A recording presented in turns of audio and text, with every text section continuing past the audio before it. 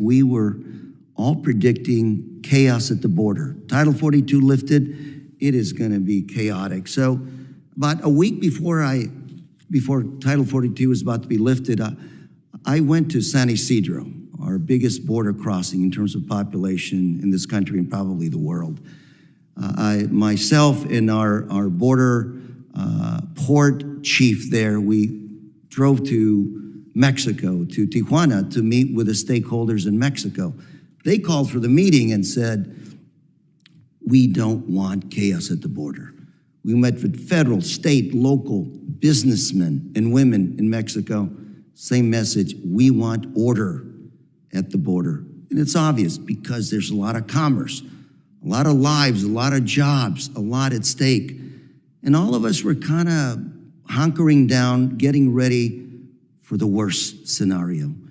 And the next day, the next week, nothing really materialized. We just had Secretary Mayorkas speak to us in the Judiciary Committee, and preparation for his committee hearing and his testimony, I delved in a little bit into what his policies were. His policies pissed off both sides of the aisle, I think. On one side, he put in, punitive measures. Title VIII, you break the law, walk in between ports of entry, you got the law to deal with. On the other side is he created pathways, using legal pathways existing now, which are essentially parole, to give the opportunity for individuals to come into the U.S. Carrot and the stick. And the other thing he did is he worked with our allies around the world, Latin America, to address this issue. I have a little chart here, the other one if I can, that shows the burden of refugees around the world and where it's distributed. Surprisingly, Colombia's got right now home to about 3 million Venezuelan refugees. Mexico doesn't appear, does it, down here, but it says 500,000. I think it's way over that. What I'm trying to say, ladies and gentlemen, is today, the challenge of refugees, immigration, economic growth, fentanyl, the tragedies at the border are an even bigger challenge that are going to ask us as policymakers to step up and come up with some good public policy. China, okay, post-COVID-19, the world is in economic recession. Even China, okay, is sputtering. 20% unemployment rate with the young people. So imagine you're going to continue to see people coming across the border that are young people of working age going through your area. So the challenge is for us as policymakers to figure this whole thing out. We have 12 million undocumented workers in the United States today. 10 million jobs that are going wanting. Employers need workers. In my district, a few weeks ago, I went to visit a manufacturer who was now manufacturing more than ever because of some jobs they brought back from China. Some electric connectors that they were building. And he said, Lou, I need more workers, but I can't. I have a choice. Expand my business, bring more jobs back to the U.S. If I do that, he says, I will be breaking the law, or I can just not fulfill the orders the U.S. government is asking me to fulfill. Immigration policy, refugee policy, and of course, the big one that all of us feel at home is fentanyl, drugs.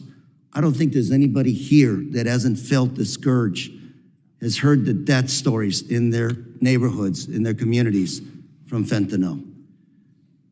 Mr. Chairman, I hope we drill down and get some good information today that'll lead us to some good public policy, because at the end of the day, it's not about the Chinese, it's not about the Colombians, it's not about the Mexicans or the Canadians, it's about the United States of America implementing good immigration policy that'll lead to strong economic growth to keep us as the greatest country in the world. So I do hope to hear the testimony today and work with all of you to make sure we come up with good, sound public policy for America. Mr. Chairman, I yield. Thank you, Ranking Member Correa. I now recognize the chairman for the Subcommittee on Counterterrorism, Law Enforcement, and Intelligence, the gentleman from Texas, Mr. Pfluger, for his opening statement. Thank you, Chairman Higgins. And good afternoon to everyone. Welcome to the joint hearing on the Subcommittee of Border Security Enforcement and the Subcommittee on Counterterrorism, Law Enforcement, and Intelligence. I thank my good friend and Chairman Higgins for convening this important hearing, a hearing to examine the heartbreaking realities and the high cost to Americans and those making the treacherous journey to the southwest border due to the Biden administration's failure to secure that very border. And this abject failure has unfortunately resulted in tragedies across the country and specifically in my home state of Texas. In fact, here with us today is Ms. Elisa Tambunga and her family, and I thank you for joining us. Elisa is a mother, but she lost her own mother, 71-year-old mother, and her 7-year-old daughter recently when they were killed in a car crash in Ozona, Texas, when a human trafficker smuggling 11 illegal aliens was recklessly driving his vehicle, evading capture from the local police department, and struck the vehicle of Maria and Amelia, the 71-year-old grandmother and 7-year-old daughter. Elisa, thank you for being here today. The heartbreaking story that we face, unfortunately, is not the only one, and there are far too many. And I appreciate you being willing to share your stories here so that others don't have to go through that pain and tragedy. When you talk about Amelia and Maria, and you hear their stories, I've been told that Amelia was an outgoing fashionista. She was ready to take on the world. She dreamed of being a teacher, a social media influencer. She was active in sports. She was a model student at Ozona Elementary School, and she loved to play with her friends and dance with her Aunt Jenny and cook with her grandmother, Maria, who was also a dedicated member of the community. We also have Mr. Ramirez, who's a 9th-generation Texan here with us, a rancher from South Texas, who's in the 5th generation of the operations in the ranching business. And Mr. Ramirez, thank you for being here to share the stories about how this tragedy, this crisis, the chaos is impacting our agriculture business, the very business that feeds our nation. And we look forward to hearing your stories and your perspective. But this crisis has also resulted in the suffering and the death of so many migrants who make this journey to the border. Earlier this month, I led a bipartisan delegation to South America, to several countries in Central and South America, and that provided a firsthand look into some of the issues that are being faced there that are also facing us here. During this visit, we were able to meet with national security and law enforcement leaders in Brazil, Colombia, and Panama, to not only discuss the rising threat of the Chinese Communist Party's influence in the region, but to investigate the evolving and sophisticated threat of transnational criminal organizations and the migration crisis that these countries are also experiencing as a result of a massive pull factor from the Biden administration and Secretary Mayorkas' failed immigration policies. Notably, we were able to visit the Darien region of Panama, where we toured a migrant village known as Baja Chiquito that migrants encountered in Panama after a grueling 7, 8, 9, 10-day journey through a very dangerous jungle known as the Darien region. There, approximately 1,500 to 2,000 migrants are encountered daily. They are coming out of the jungle in this treacherous journey. I'd like to put this in context. The Panamanian National Migration Service has reported that in the first 6 months of this year, 200,000 migrants have made that journey through the Darien region. From 2015 to 2021, in a 6-year period, there were only 97,000 total people that went through there. So what has changed? When I talk to these people, Sri Lankans, Africans from Nigeria, many people from Venezuela, as my colleague just mentioned, they all had one thing in common. They're headed to the United States because they know that it's open. We visited several other camps, and the tragedies that we saw from these migrants, a small boy, 8 years old, I will never forget his face. The cuts, the bruises, the scrapes, the damage to his legs from going through that jungle area, and then to think about the psychological damages. This child went through a very, very difficult journey. He could hardly walk on his own, not to mention the assaults that are happening to the young women, and the harrowing stories that each one of these people has to tell.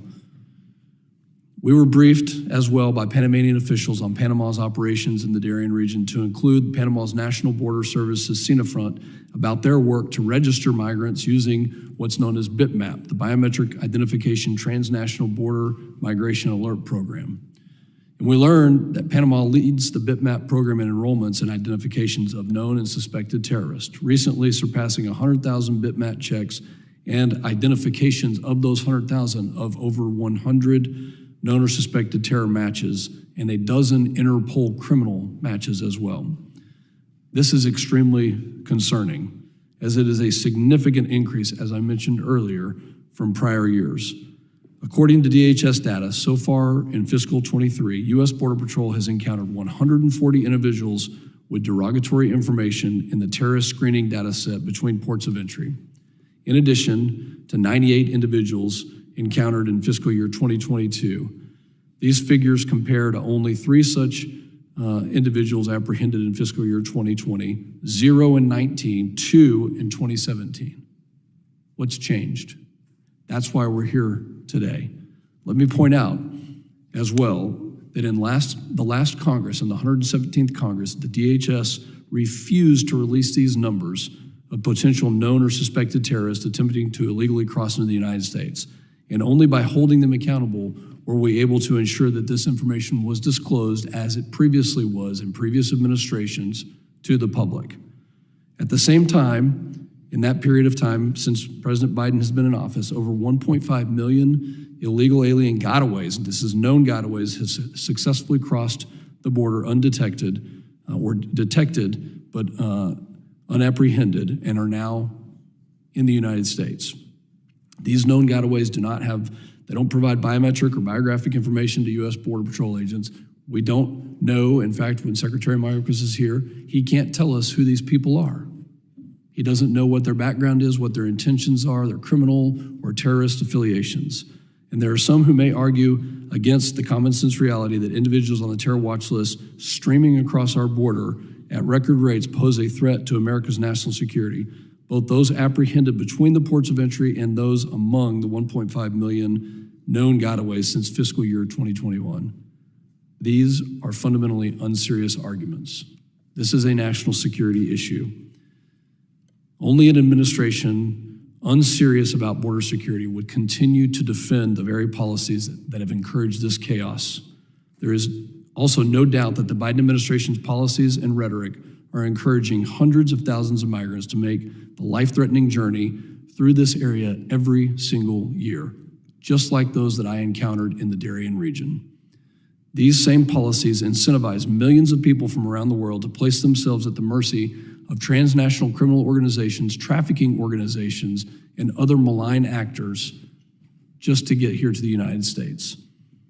Aside from the humanitarian crisis these failed policies have created, our nation is also battling a drug epidemic that is fueled by the illicit flow of fentanyl, xylazine, methamphetamines, and heroin that are crossing our southwest border at record numbers. More than 1,500 people per week die and are poisoned and die from taking some type of opioid, which we've never experienced a number like that in the history of this country. Securing our border is a critical first step to reversing this trend. Secretary Mayorkas and President Biden's failure to lead has left our country less secure. We must secure our border, and this committee will continue to hold the administration accountable for their action and, most importantly, for their inaction. The human cost, both to Americans and migrants alike, is far too high to continue to willfully ignore, because doing so is politically expedient. I'd like to thank all the witnesses for being here. You are part of the solution to helping us come up with ways to hold the administration accountable. And it is my personal opinion that we have plenty of laws on the books for our Border Patrol, our customs agents, ICE, and other agencies to do the job that they need to do to secure our border. And my last thought is, It is incredible to think that the administration is suing the state of Texas for doing the very job that the federal government should be doing according to Article 4, Section 4 of our Constitution. Chairman, thank you for holding this hearing. I yield back. Thank you, Chairman Pfluger. I now recognize the ranking member for the Subcommittee on Counterterrorism, Law Enforcement, and Intelligence, the gentleman from Rhode Island, Mr. Magaziner, for his opening statement. Thank you, Chairman. Migration from South and Central America to the United States is a great humanitarian challenge. The migrants coming to our southern border are escaping poverty and political persecution to build a better life. They want to work, contribute to our economy, and build a future for their children free from fear. Just like my ancestors who fled poverty in Ireland and Eastern Europe, just like the Pilgrims who escaped persecution and landed at Plymouth, and just like the ancestors of many of the people in this room, they see the United States as a beacon of hope, because that's what we've always been. We are the greatest nation in the world because we are the shining city on the hill that has said to the world, give me your tired, your poor, your huddled masses yearning to be free. And in many cases, the migrants coming to the southern border in search of a better life are seeking to come to our country legally. I'll say it again. In many cases, they are seeking to come legally because under our laws, in many cases, the migrants are entitled to legal asylum. Unfortunately, many migrants on their journeys to the United States face danger from drug cartels, human traffickers, and gun smugglers. Human smugglers charge extortionary fees and sometimes leave migrants trapped to die in sweltering cargo containers at the side of the road. Women and children have been kidnapped and assaulted. And even when the migrants are able to avoid abusive cartels, many die on their arduous journey. And those fortunate enough to complete the journey to our border are met with a system in which it can take weeks or months for their legal asylum claims to be processed. Dying of thirst, starvation, and disease, and running out of time, some seek to enter the country between legal ports of entry out of sheer desperation. And of course, it is not just migrants who have fallen victim to the cartels and the human traffickers and the gun smugglers. American citizens have suffered too. Ms. Tambunga, I want to thank you for coming here tonight, and I want to thank you for sharing your story. What you have suffered is unimaginable, and I am deeply sorry for the loss of your mother, Maria, and your daughter, Amelia. I read in an interview you gave that you said, I just need this to not happen again to anybody else. I need it to not happen again to another mother, and that you want action, not words. We could all not agree with you more. Your call to action is desperately needed, and we owe it to you and to all of the victims of the humanitarian crisis at the border to set aside politics and work together in a bipartisan manner to pass comprehensive immigration reform and border security.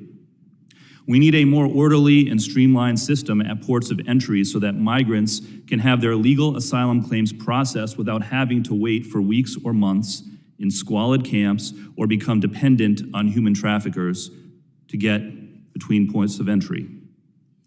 In my conversation with Border Patrol leadership, they were clear that they support a more streamlined system for migrants to seek legal asylum at ports of entry so that Border Patrol agents can be freed up to focus their efforts on the bad actors smuggling guns and drugs between ports of entry. And I want to make sure that their words are heard in this committee. What Border Patrol is saying, and we should listen to them, is that we need a better, more streamlined system for migrants to be processed at legal ports of entry so that Border Patrol's resources and bandwidth can be freed up between ports of entry to focus on the bad guys. We need to build on the work of the last Congress to increase staffing at the border, both at and in between ports of entry, and to improve technology to detect illegal crossings and contraband. The Biden administration has begun this work.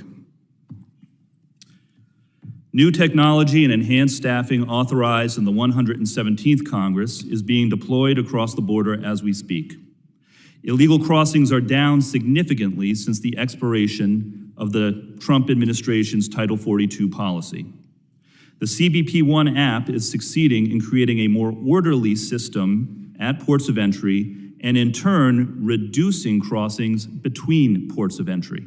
That's the way it's supposed to work. There is more work to do, but the path ahead is clear. Bipartisan solutions instead of political grandstanding. And I look forward to hearing from our witnesses because their feedback is vital in how we do this work. But first, I have to make one last very important point. We will never defeat the evil of the cartels and the traffickers by adopting cruel tactics or retreating from our American values. At least 5,500 children were separated, and likely more that we still don't know about, under the Trump administration's family separation policy. 5,500 children that we know about. Of those 5,500 children, more than 500 were under 5 years of age when they were forcibly separated from their parents. As a new parent myself, this is unconscionable, and it should outrage everyone here. Today, years later, there are still hundreds of children who have not been reunited with their parents. One woman named Jessica, fleeing El Salvador and seeking legal asylum in America after MS-13 beat her and threatened to kill her and her children, arrived in the United States in 2018, only to have the Trump administration take away her 4- and 10-year-old sons. Their story is part of the human cost of the humanitarian crisis at the border. It is also despicable that the governor of Florida, Ron DeSantis, sent agents to Texas to fool migrants into coming to Florida so that he could send them to Massachusetts as a political stunt. This article details the story of 22-year-old Eduardo, his wife, and their 7-year-old daughter, who endured abduction and beatings by a Mexican cartel as they journeyed from Peru to the US-Mexico border in search of a better life. When Eduardo and his family reached the US, they applied for legal asylum and stayed at a migrant center while awaiting the processing of their application.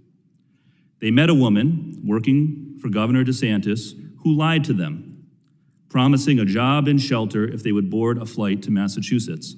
Of course, the Massachusetts authorities were never alerted to this plot.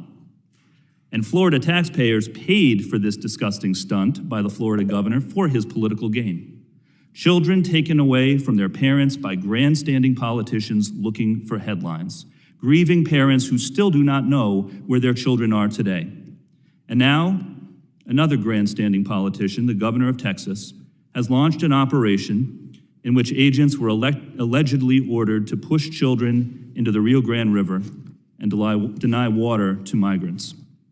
This is not who we are, and it does not make anyone safer. So when we talk about the human cost of the border crisis, don't forget these humans. Children, parents, separated, kidnapped, and hurt by politicians looking for headlines. So let me be clear.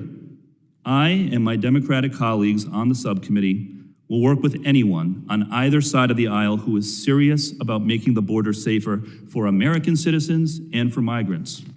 There are real solutions we can work toward together, and we will work with anyone. But we will not stand by and allow selfish politicians to make the humanitarian crisis worse by abusing migrants seeking a better life. We can build an immigration system that is safe, fair, and orderly if we just put politics aside and work together with American values. I yield back. Thank you, Ranking Member Magaziner. Other members of the committee are reminded that opening statements may be submitted for the record. I'm pleased to welcome our first panel of witnesses. I ask that our witnesses please rise and raise their right hand. Do you solemnly swear that the testimony you will give before the Committee on Homeland Security of the United States House of Representatives will be the truth, the whole truth, and nothing but the truth? So help you God. Let the record reflect that the witnesses had answered in the affirmative. Thank you, and please be seated. I'd like to now formally introduce our witnesses. Mr. Todd Bensman is a Senior National Security Fellow at the Center for Immigration Studies and has over 20 years of journalism experience covering national security with a particular focus on the southwest border. Mr. Bensman also worked for the Texas Department of Public Safety's Intelligence and Counterterrorism Division. Mr. Javier, is it Javier? Mr. Javier J.R. Martinez is the general manager of Chaparosa Ranch in La Prairie, Texas, where his family has been ranching since 1932. He's a fifth-generation rancher and manages all ranch business, including their extensive wildlife management program. Mr. Martinez sits on the board of directors for the Texas and Southwestern Cattle Ranchers Association. Ms. Eliza Tambunga is the mother of Amelia Tambunga and the daughter of Maria Tambunga, who were both victims of a high-speed illegal alien pursuit in March of 2023, which tragically cost both of their lives. We extend our sincerest condolences, ma'am. Mr. David J. Beer is the Associate Director of Immigration Studies at the Cato Institute. His research focuses on immigration, border security, and interior enforcement. I thank the witnesses for being here today. The witnesses' full statements will appear in the record. And I now recognize Mr. Bensman for 5 minutes to summarize his opening statement.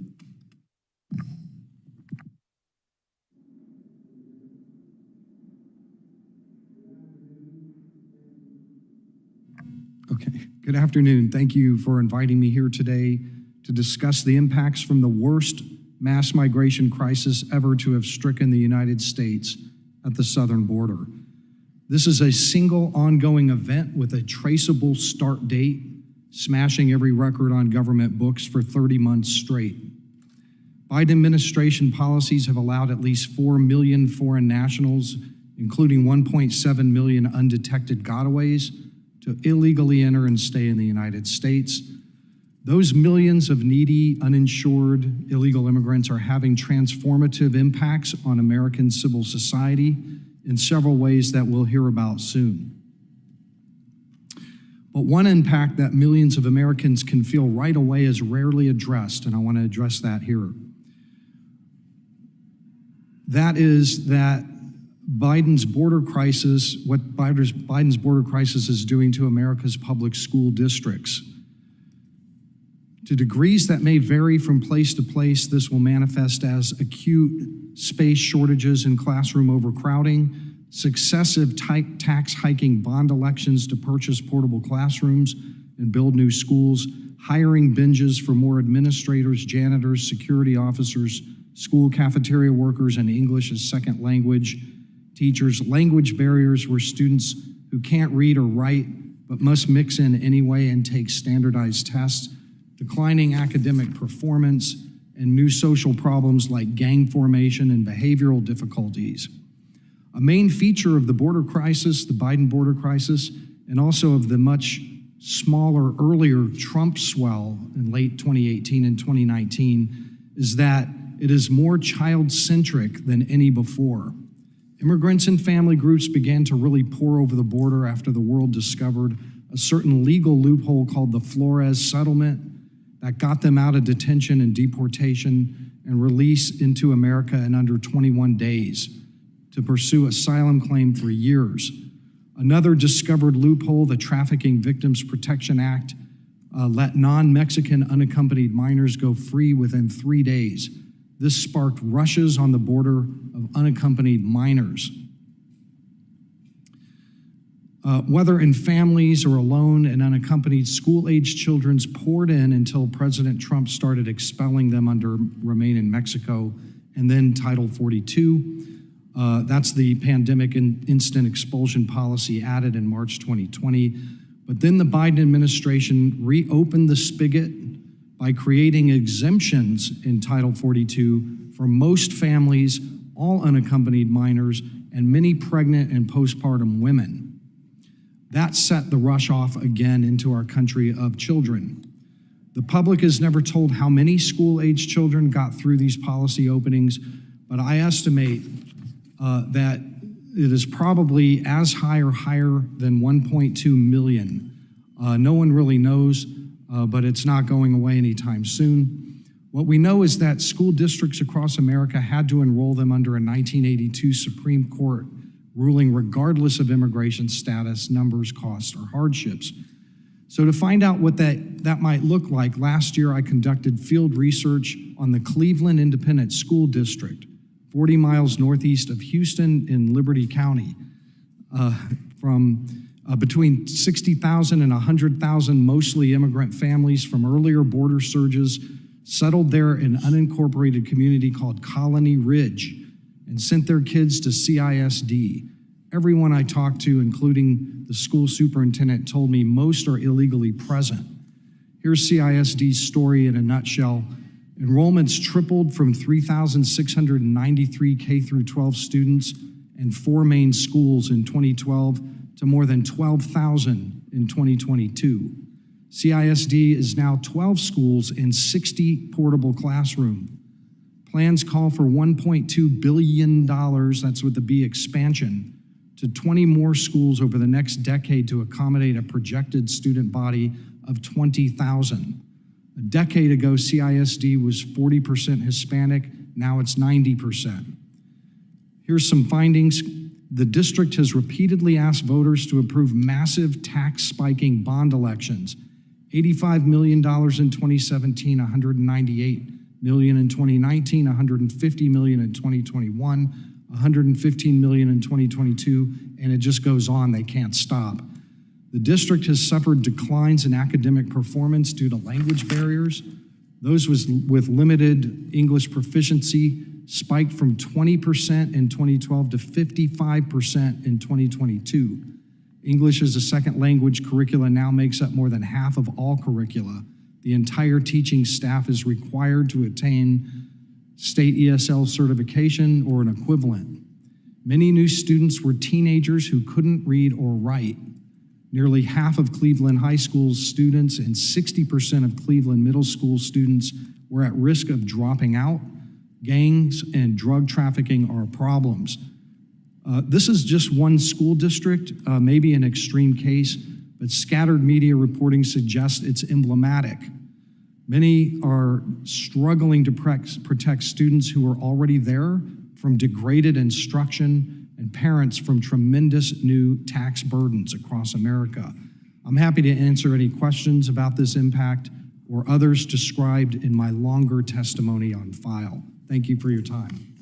Thank you, Mr. Benjamin. I now recognize Mr. Martinez for 5 minutes to summarize his opening statement.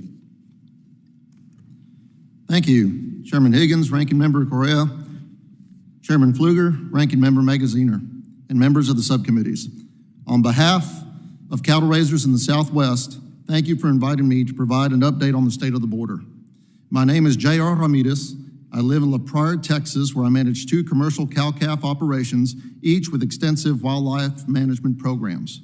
My family has been ranching in Zapata County since 1932 on Circle 17 Ranch, and I am part of the 5th generation involved in the operation. I am testifying today on behalf of the Texas and Southwestern Cattle Raisers Association. TSCRA was founded in 1877 and is one of the largest and oldest livestock associations in our nation. We represent 26,000 cattle raisers who believe in the future of the beef industry and seek to see it thrive. But that reality has become more difficult with the growing challenges along our southern border. Illegal immigration and lack of border security have changed ranching as we know it. Damaged fences and gates, high-speed chases, break-ins, stolen vehicles, and trespassing are daily occurrences. Ranchers like me on the front lines are bearing financial burdens that are threatening our ability to operate profitable businesses. In the last 12 months, our ranch has had 30 documented cases of our fences or gates being breached by a vehicle. The least damaging of those cases cost our operation $1,000, while other incidents have surpassed $10,000 in damages. A cut fence or open gate allows cattle to escape into other pastures or neighboring ranches. When that happens, additional hours of work are put in by our entire team to gather livestock, often requiring a helicopter to rectify the situation, a direct out-of-pocket cost to our ranch. These unexpected occurrences mean we may not be able to market cattle at the appropriate time or ensure that cattle breeding occurs at the right time. Our herd health can be at risk if neighboring cattle introduce disease that would otherwise not exist on our ranch. My stalking rate for livestock is limited when cattle graze sections of land that need rest as a result of cut fencing. These all take a direct hit to my potential profits on the operation. Plastic bottles, jugs, cans, backpacks, clothing, shoes, coats, and trash litter our property. I cannot clearly describe the amount of trash that now covers South Texas ranches. These materials will take hundreds of years to decompose and has led to cattle loss, as some items can be consumed and cause digestive failure in cattle. This is a long-term defacement of beautiful South Texas rangelands that will never be the same. Ranchers shoulder the burden of this financial loss. It doesn't stop there. Responsible and well-managed hunting leases are another way ranchers offset the formidable cost of ranching while also contributing to wildlife conservation within the state. High-dollar wildlife escape ranches when fences and gates are compromised. The danger along the border is so great, hunters and even landowners themselves may deem the risk on a property too high, forcing hunters to look elsewhere to hunt. When those sources of revenue are taken away, the chances of a profitable year greatly diminish. Finding employees is becoming more difficult as well because most do not want to live where their safety is at risk. Many employees who live on the ranch have their homes broken into frequently and never know when they may unexpectedly face a trespasser on the land and whether that trespasser is friendly or dangerous. My family and I cannot leave anything outside. We must hide our vehicle keys. We must look over our shoulders every minute while in our backyard or out in the pasture. My experience is unfortunately not unique. TSCRA conducted a border security survey of our members last year. The results show that the threats and challenges I face are the same ones faced by hundreds of my fellow ranchers across the state.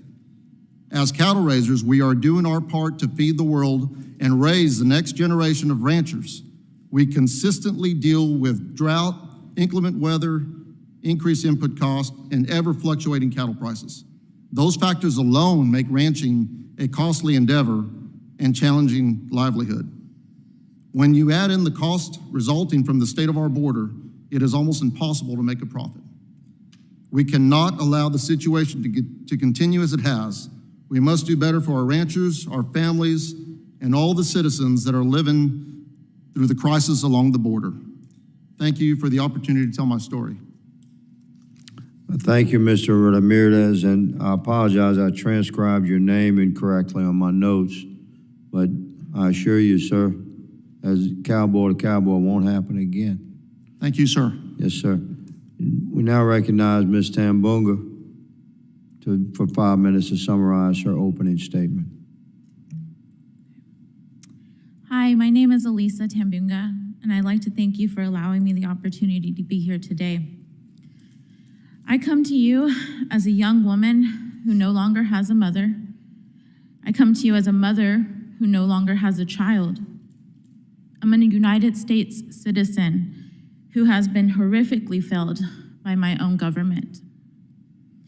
On March 13th, my mother, Maria Tambunga, and my 7-year-old daughter, Amelia Brooke, were murdered by a 7,000-pound vehicle-turned weapon by a man whose name is not even worth mentioning. This man was fleeing from police, going over 105 miles per hour. He was live streaming himself on Facebook. He had 11 illegal immigrants in that truck, 2 of which were killed. 4 lives taken in a matter of seconds, ultimately due to unsecured borders. I'm from a small town in West Texas named Ozona. My dad, Emilio, and my brother-in-law, Tim, who sit behind me today, and I traveled over 1,700 miles today to be here in front of you, to stress to you how big of a monster the border crisis has become.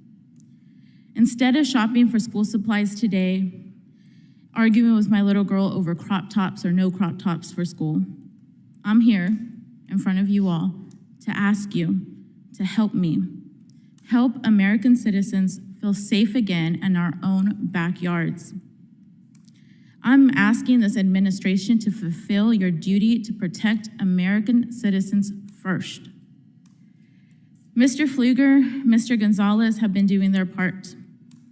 Congressman Gonzalez and his staff have worked with us, the victims, to create the Emmy Coke Accountability Act. The Emmy Coke alert would notify citizens of high-speed chases. The night that my mother and my daughter were so violently taken from us, there was not one person in our community that knew. The first step to keeping citizens safe is to making sure they are informed, so that maybe, just maybe, this won't happen to another family. Incidents as tragic as ours that are caused due to the lack of secured borders are not a matter of if this will happen again. It is a matter of when this will happen again.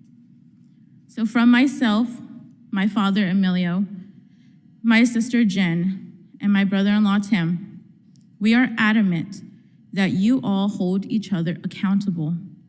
A reminder that you serve us, the people, and those who have died under this administration. Our lives will never be the same. My life will never be the same. I will never be able just to pick up the phone and call my mom when I need some advice.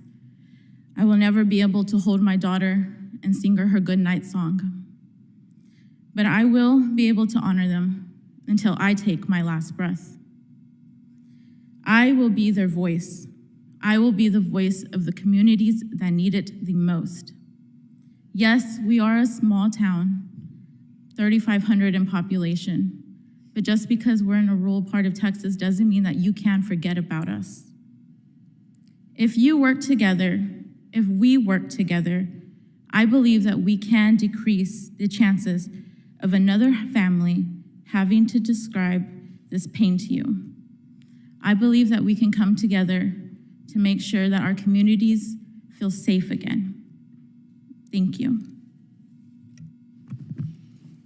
Thank you, Ms. Tambunga. I now recognize Mr. Beer for 5 minutes to summarize his opening statement. Chairman Higgins and Pfluger, Ranking Members Correa and Magaziner, thank you for the opportunity to testify. For nearly half a century, the Cato Institute has produced original research showing that people are assets in a free society. Give people a small window of liberty and they will create, innovate, and build. Socialists count only a person's costs. Capitalists see potential. When I look at this mess of an illegal immigration system, I see the world's biggest opportunity. Few countries in the world can simply choose their demographic destiny like we can. Since the 1990s, the United States went from accounting for most of the increase in the immigrant population worldwide to accounting for less than 10% of it. We can and must reverse course. Without immigrants, our working age population would already be in decline. Immigrants are the future of America's growth. It's time our laws start reflecting that fact. Letting immigrants, many of whom are already here without the right to work, legally fill America's 10 million open jobs would blow the lid off of Congress's tepid economic growth projections. It would have added about $2 trillion to America's economic output over the last 2.5 years alone.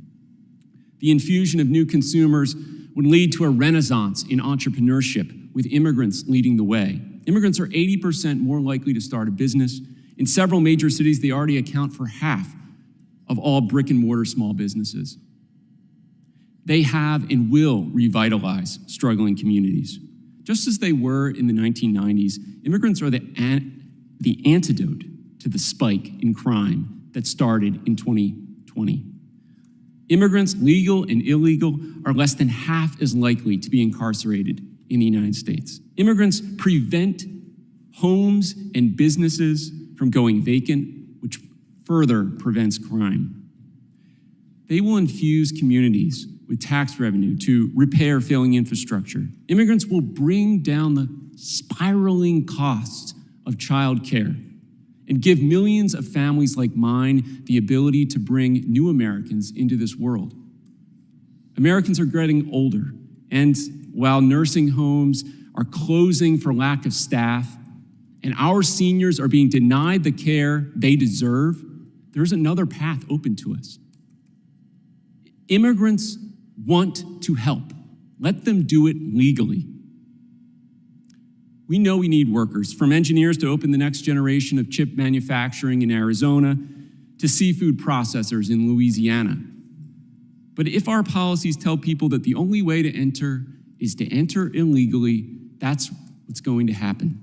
But that's a policy choice. We choose the costs associated with illegal immigration every day we don't reform legal immigration. Deadly car chases, damaged property, overwhelmed border stations. These are the symptoms of not letting people come legally. A refusal to let immigrants work legally is the root cause of many of the problems we hear in communities across the country. What a waste of human potential. Legal immigration would solve these problems and many more. We chose disorder. It's time to start choosing order at the border. We know it can work. The Biden administration has piloted legal entry programs that have almost eliminated illegal immigration by Haitians, Cubans, and Nicaraguans. This is proof of concept. Much more needs to be done, and Congress should lead the way. According to the Congressional Budget Office, if Congress had passed comprehensive immigration reform in 2013, we'd now be entering a period where budget deficits would have been nearly $1 trillion lower cumulatively over the next decade. Lives can be saved, our economy revitalized, our border secured at a cost to Americans far less than the alternatives. Thank you. Thank you, Mr. Beer. We're going to move into questioning. I'm going to recognize myself for questioning for 5 minutes. We have quite a task ahead of us as a nation to deal with what my colleagues have described as a worldwide migrant era and the immigration crisis that nations face worldwide. There's some truth to that statement, but America is a land of law and order, or else we're not. And this Congress is a body made up of 435 elected representatives of citizens of the United States of America. This is the legislative body of our government. We have a responsibility to serve and protect the citizens of America first. This is a simple acknowledgement of the foundational principles of our republic. It'd be difficult to find disagreement to that, the precept on either side of the aisle. And what we face on our southern border is a disintegration of law and order. Now, there's been argument that perhaps we could make the absence of law and order more orderly and conduct our business of allowing the violation of our sovereign laws in a more effective manner. But I would argue that I choose not to be a part of a better managed decline of our nation. And I'm going to ask Mr. Bensman to give us some insight there. But before I do, Mr. Bear, I'd like to ask you respectfully, sir, have you ever been to court for litigation, a traffic court, or anything like that? Probably at some point, I don't remember. I mean, have you ever had to go before a court for any reason? I'm sure I've had a ticket before. If that's what you're asking me. It's not a trap question. The point is, we've all experienced that. And we arrive in front of that judicial procedure according to a schedule determined by the judicial system. We don't barge into the courtroom and demand that that our traffic case be heard first. We don't overpower the deputies guarding the door and demand that the judge hear our case. This is what's happening in our southern border. It's overwhelming our system, and the backlog for judicial procedures is incredible. Impact similar to what Mr. Bensman talked about with our schools. This is injuring America. Mr. Bensman, your background gives you a tremendous experience covering national security issues extensively, specifically regarding immigration. How would you count the number of illegal aliens that are currently in our country, both from prior administrations and for decades of presence here in our country? What would you put that number at?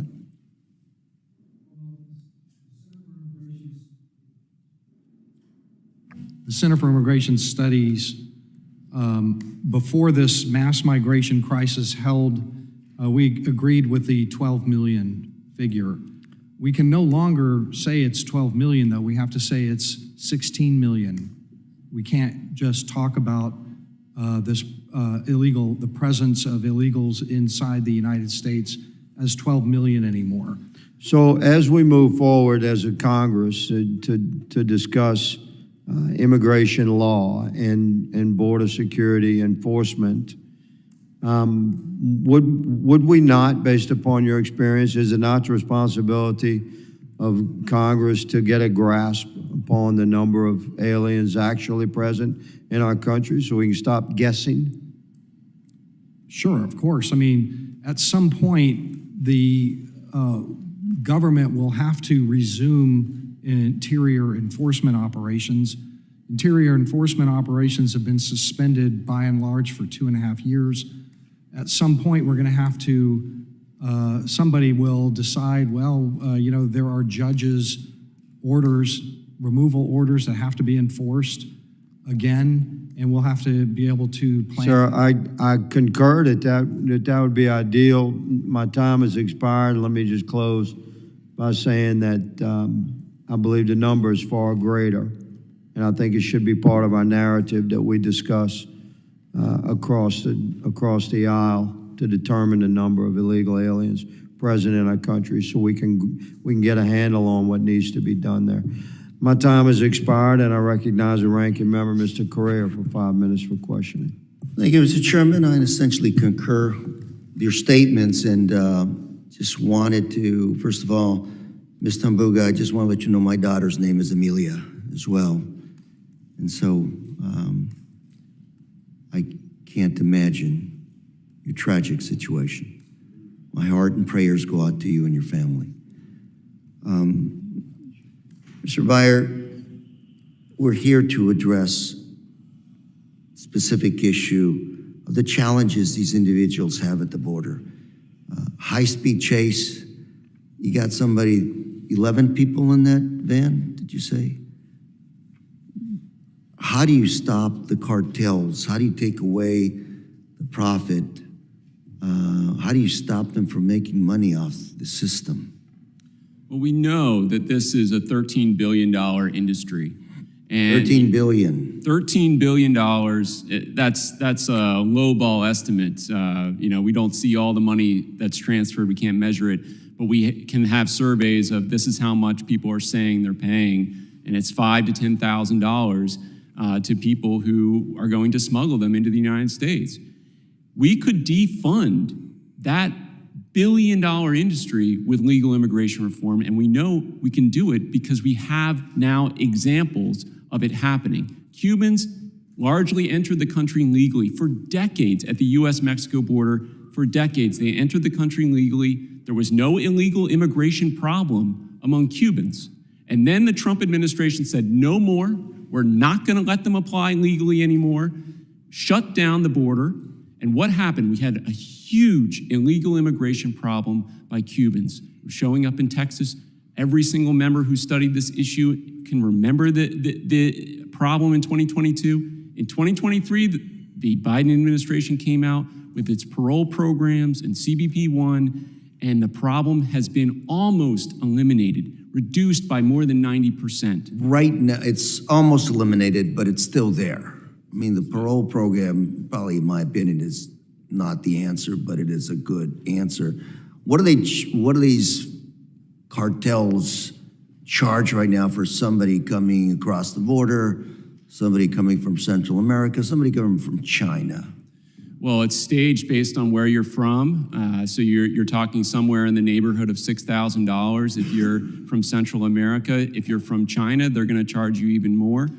So you're talking tens of thousands of dollars if you're being smuggled all the way from China. So it is a massive The human industry. cost, it's my understanding that if you're coming from Central America, 80% of the women, by the time they get to the border, will have been sexually assaulted or raped. So a lot of those ladies, before they actually undertake that trip, actually prepare their bodies for that eventuality. So taking the profit motive, I mean, do you have examples of people that you've run across? Have you met people in Yes. this situation? Absolutely. I was in El Salvador in December, and I met with people who had planned to go to the border. They ended up getting a visa under the H-2B visa program. They abandoned that, and they said, I will never, now that I have the opportunity to go legally, I will never pay anyone to smuggle me or my family to the U.S.-Mexico border. So the Can you explain to me what an there with legal H-2B immigration. visa is? An H-2B visa is someone who's coming for non-seasonal agricultural employment in the United States. It has to be a temporary job. These particular positions were for Alaskan seafood. And he went to the United States, he made some money. What he came back. nations have that availability to apply for these visas? Well, there's a limited list of about 80 countries, but almost all of them go to Mexico. The Biden administration made a special effort set aside for the Northern Triangle, which allowed this gentleman to have the opportunity to get an H-2B visa and come to the United States legally. Thank you very much. I would like to, I'm running out of time here, but I would like to hear later on, I'll present to you some questions about what other ways we can dismantle the cartels and the profits. Wanted to go into the fentanyl issue, but we'll do that another time. Mr. Chairman, I ran out of time. I yield. The gentleman yields. I now recognize the gentleman from Texas, Mr. Pfluger, for 5 minutes of questioning. Thank you, Mr. Chairman, and again, thank the witnesses for being here. And as a reminder, there's another committee in Congress, Judiciary, that handles immigration. This is the border security hearing, and we're talking about the security of the United States of America, just to set the stage for some of the testimony that we've heard. Mr. Ramirez, thank you for joining us. Thank you for being a member of Texas Southwestern Cattle Raisers Association, a very proud organization.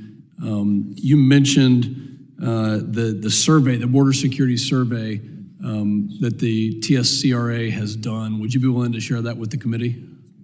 Absolutely. If you find that valuable information, I could speak to our leadership and get it to you. I would, and Mr. Chairman, I'd like to enter that survey into the record. Without objection. Thank you. You've had 5 generations of proud ranching history in your family on the ranch that you're on now. I just kind of want to put it in perspective for people. From your experience, have you seen a situation in those 5 generations that is like this, with the chaos, with the damages, the high-speed chases? I mean, have you seen anything like this past 2.5-year period previously? Talking to my grandfather, who was raised on the ranch, and at least going back that far, he's never talked about a time where it was like it is now. People used to come across in smaller numbers from what he recalls and looking for work and were willing to work. And it wasn't the situation that it is now. The volume of people that are, and by the way, everything I talked about, this is 40 miles away from the border. And I have friends 100 miles away from the border that are going through the same situation. These are people that, they aren't walking or swimming across the river, throwing up their hands and letting themselves, get documented or whatever happens there. These are people that are trying to circumvent that process. What's causing it? I mean, from your experience there, talking to law enforcement, Border Patrol, what is causing this? Well, there's certainly a reason to go through the trouble of hiring a coyote to take them through. That's an expensive process from what I understand. There's got to be a reason why they do not want to be documented. What that reason is, I don't know, but they are coming through in droves through our country. And we're talking 5.5 million people that have been encountered. This notion that President Trump caused illegal immigration to surge is nonsense. And you have 1.5 million known gotaways, over 140 people who've matched the terror watch list that we know about this year. So I have more questions for you, but I want to move on to Ms. Tambunga. Thank you again for once again being in this committee room, for your heartfelt testimony. In previous conversations, you've discussed how the driver of the vehicle was recruited by the cartels, and there is a narrative that is in this committee and sometimes espoused by my colleagues on the other side of the aisle that the cartels are not at all linked to the issue of illegal immigration. And I want to get your take on that, because I'm offended when I hear that, and I know that this is a very personal issue. As far as the information that we know now, and this is coming from Texas DPS, that the driver, murderer of the vehicle, he was recruited on TikTok by the cartel. Wow. I mean, when you hear that, and I hope my colleagues are listening to that we can talk economics, we can talk immigration, we can talk the things that was said by Mr. Beyer, but we're talking about the security of our communities. That this person was recruited, that this person went on a high-speed chase over 100 miles an hour and tragically ended the lives of 2 people and changed the lives of this family forever. And that is directly linked to the massive amounts of people that are coming across illegally, not following law and order.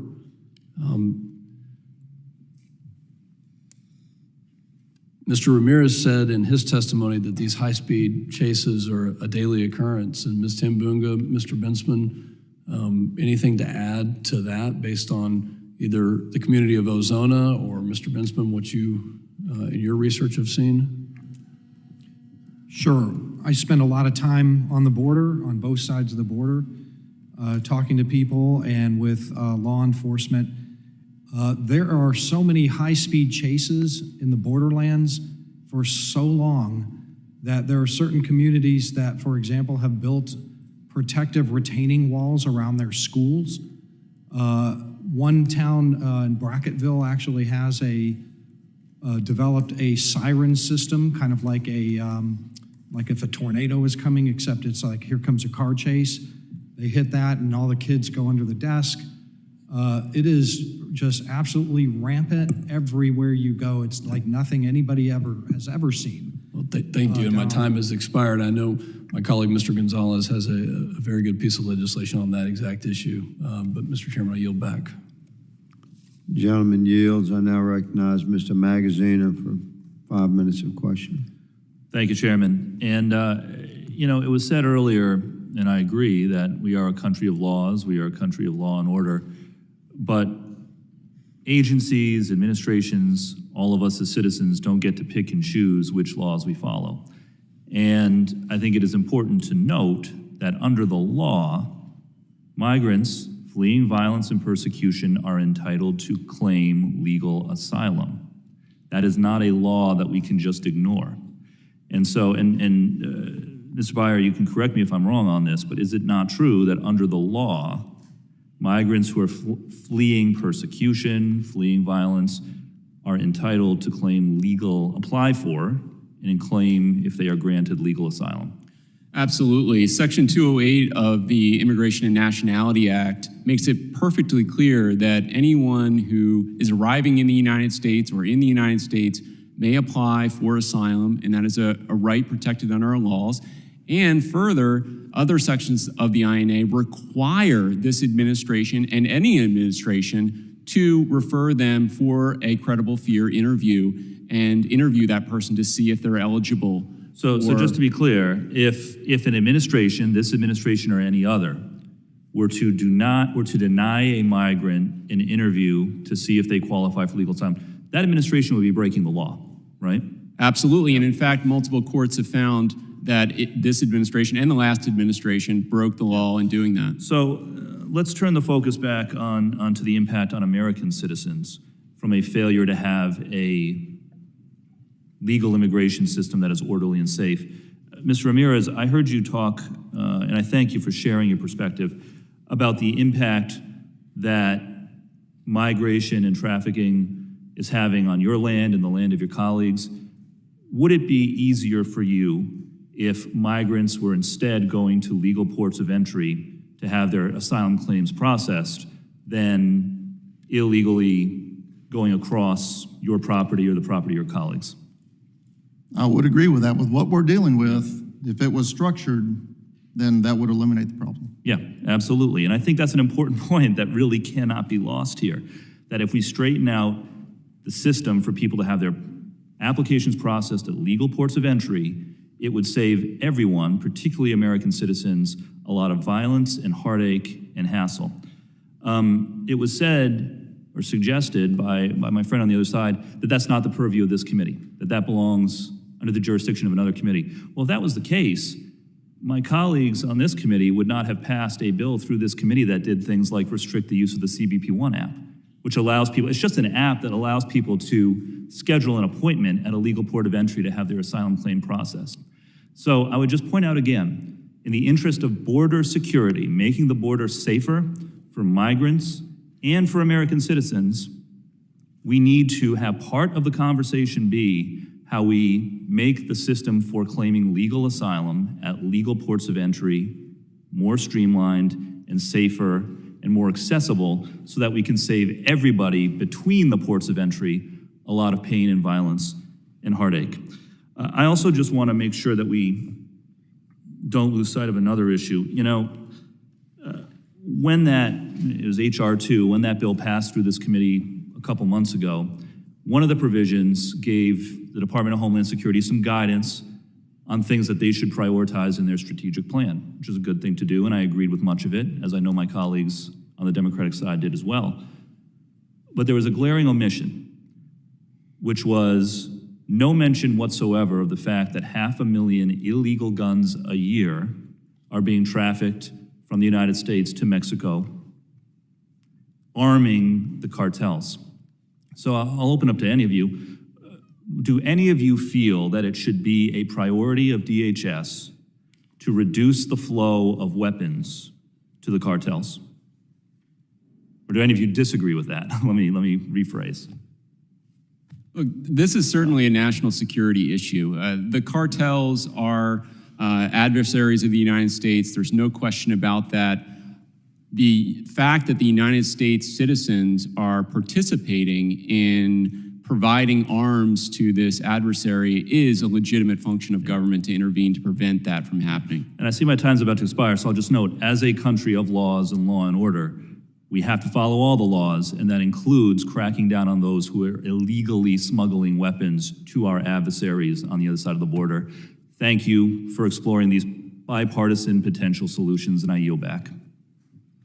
Gentleman yields. I now recognize the gentleman from Mississippi, Mr. Guest, for 5 minutes of questioning. Thank you, Mr. Chairman. Mr. Bensman, in your written testimony, you describe currently that we are experiencing the worst mass migration in American history. And you go on to set forth your background, what brought you to that conclusion. And then throughout your testimony, you talk about some of the impacts of that mass migration.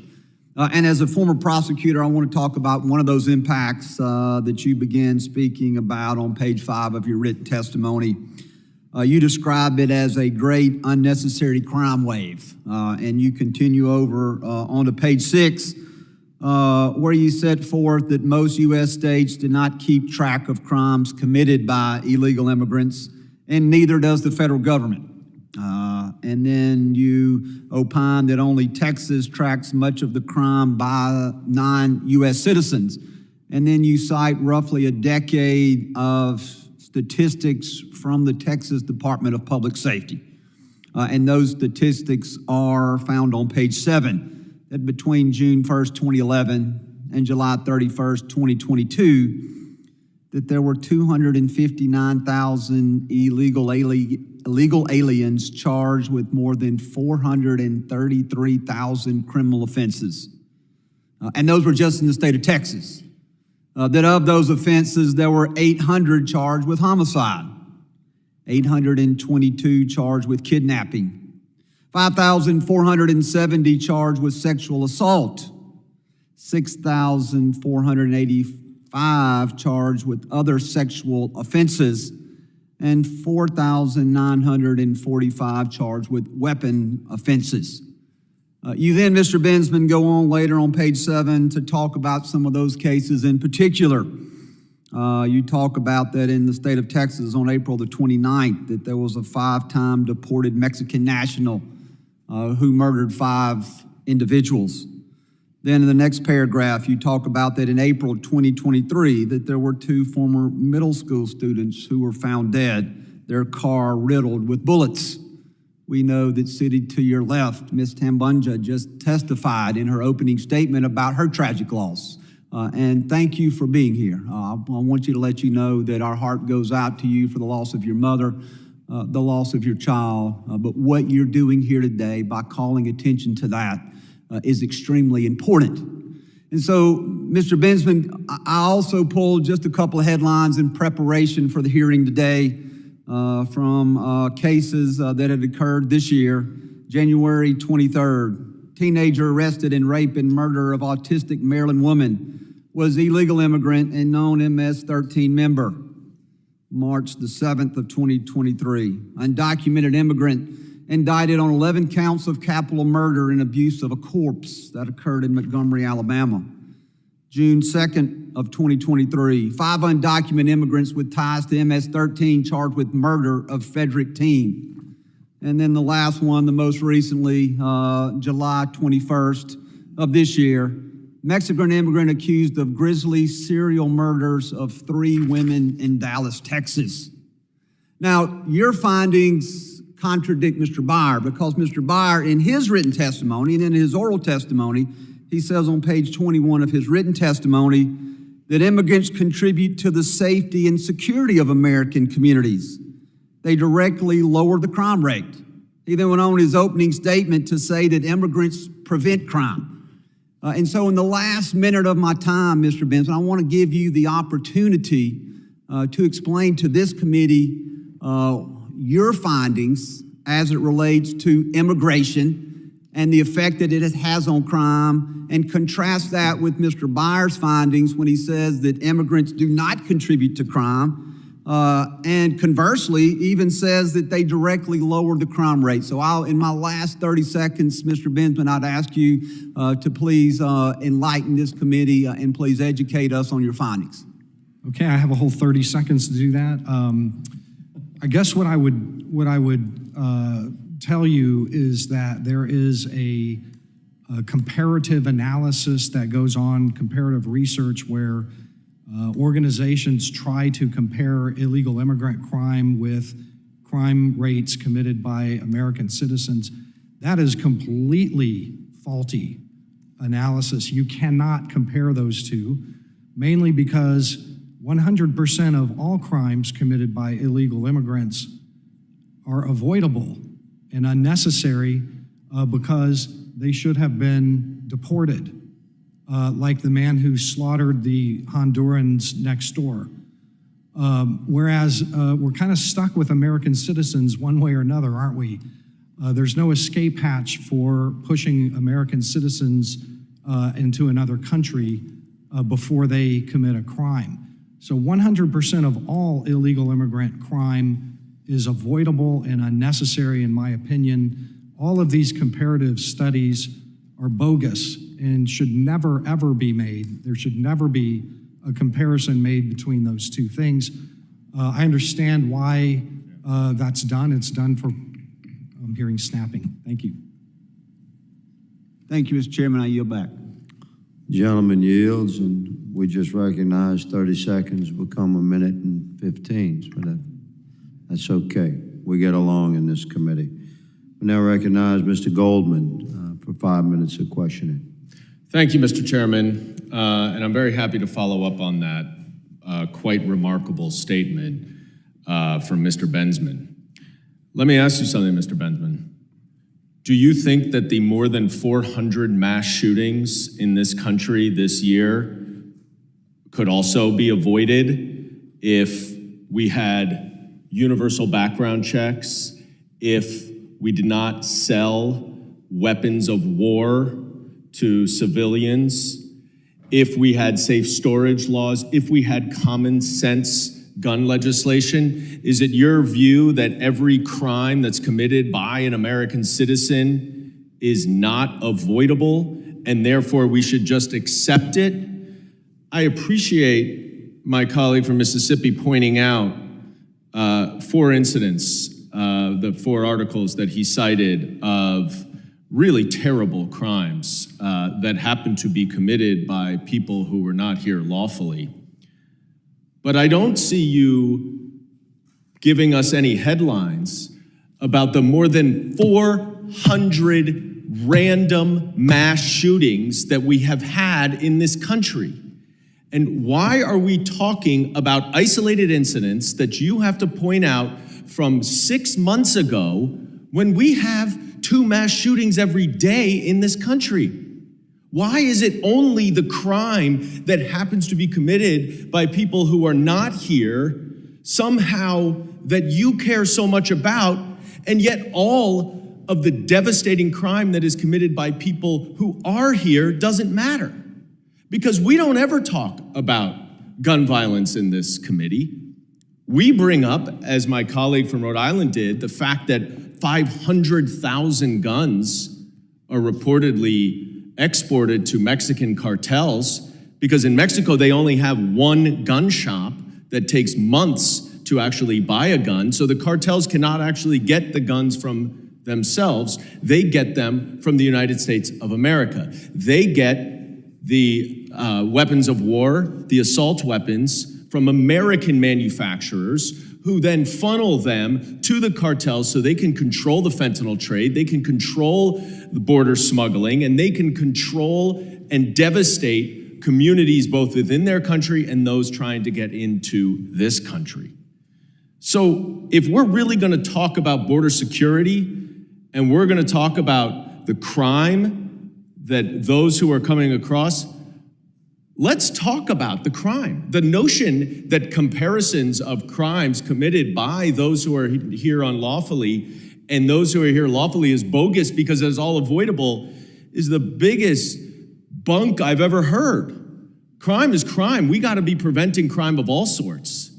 And people have a right to escape persecution and gang violence and authoritarian governments from their own countries and come to this country to seek refuge in the United States of America, as we have been doing forever. And I will add for my colleagues, I come from New York City. In the last year, there have been more than 90,000 migrants who have come to New York City. And I'm not sitting here to cast blame as to how they got there. I'm only pointing out that they are here. And we are proudly sheltering them, feeding them, vaccinating them, helping them get on their feet so that they can pursue the American dream as so many of our ancestors did.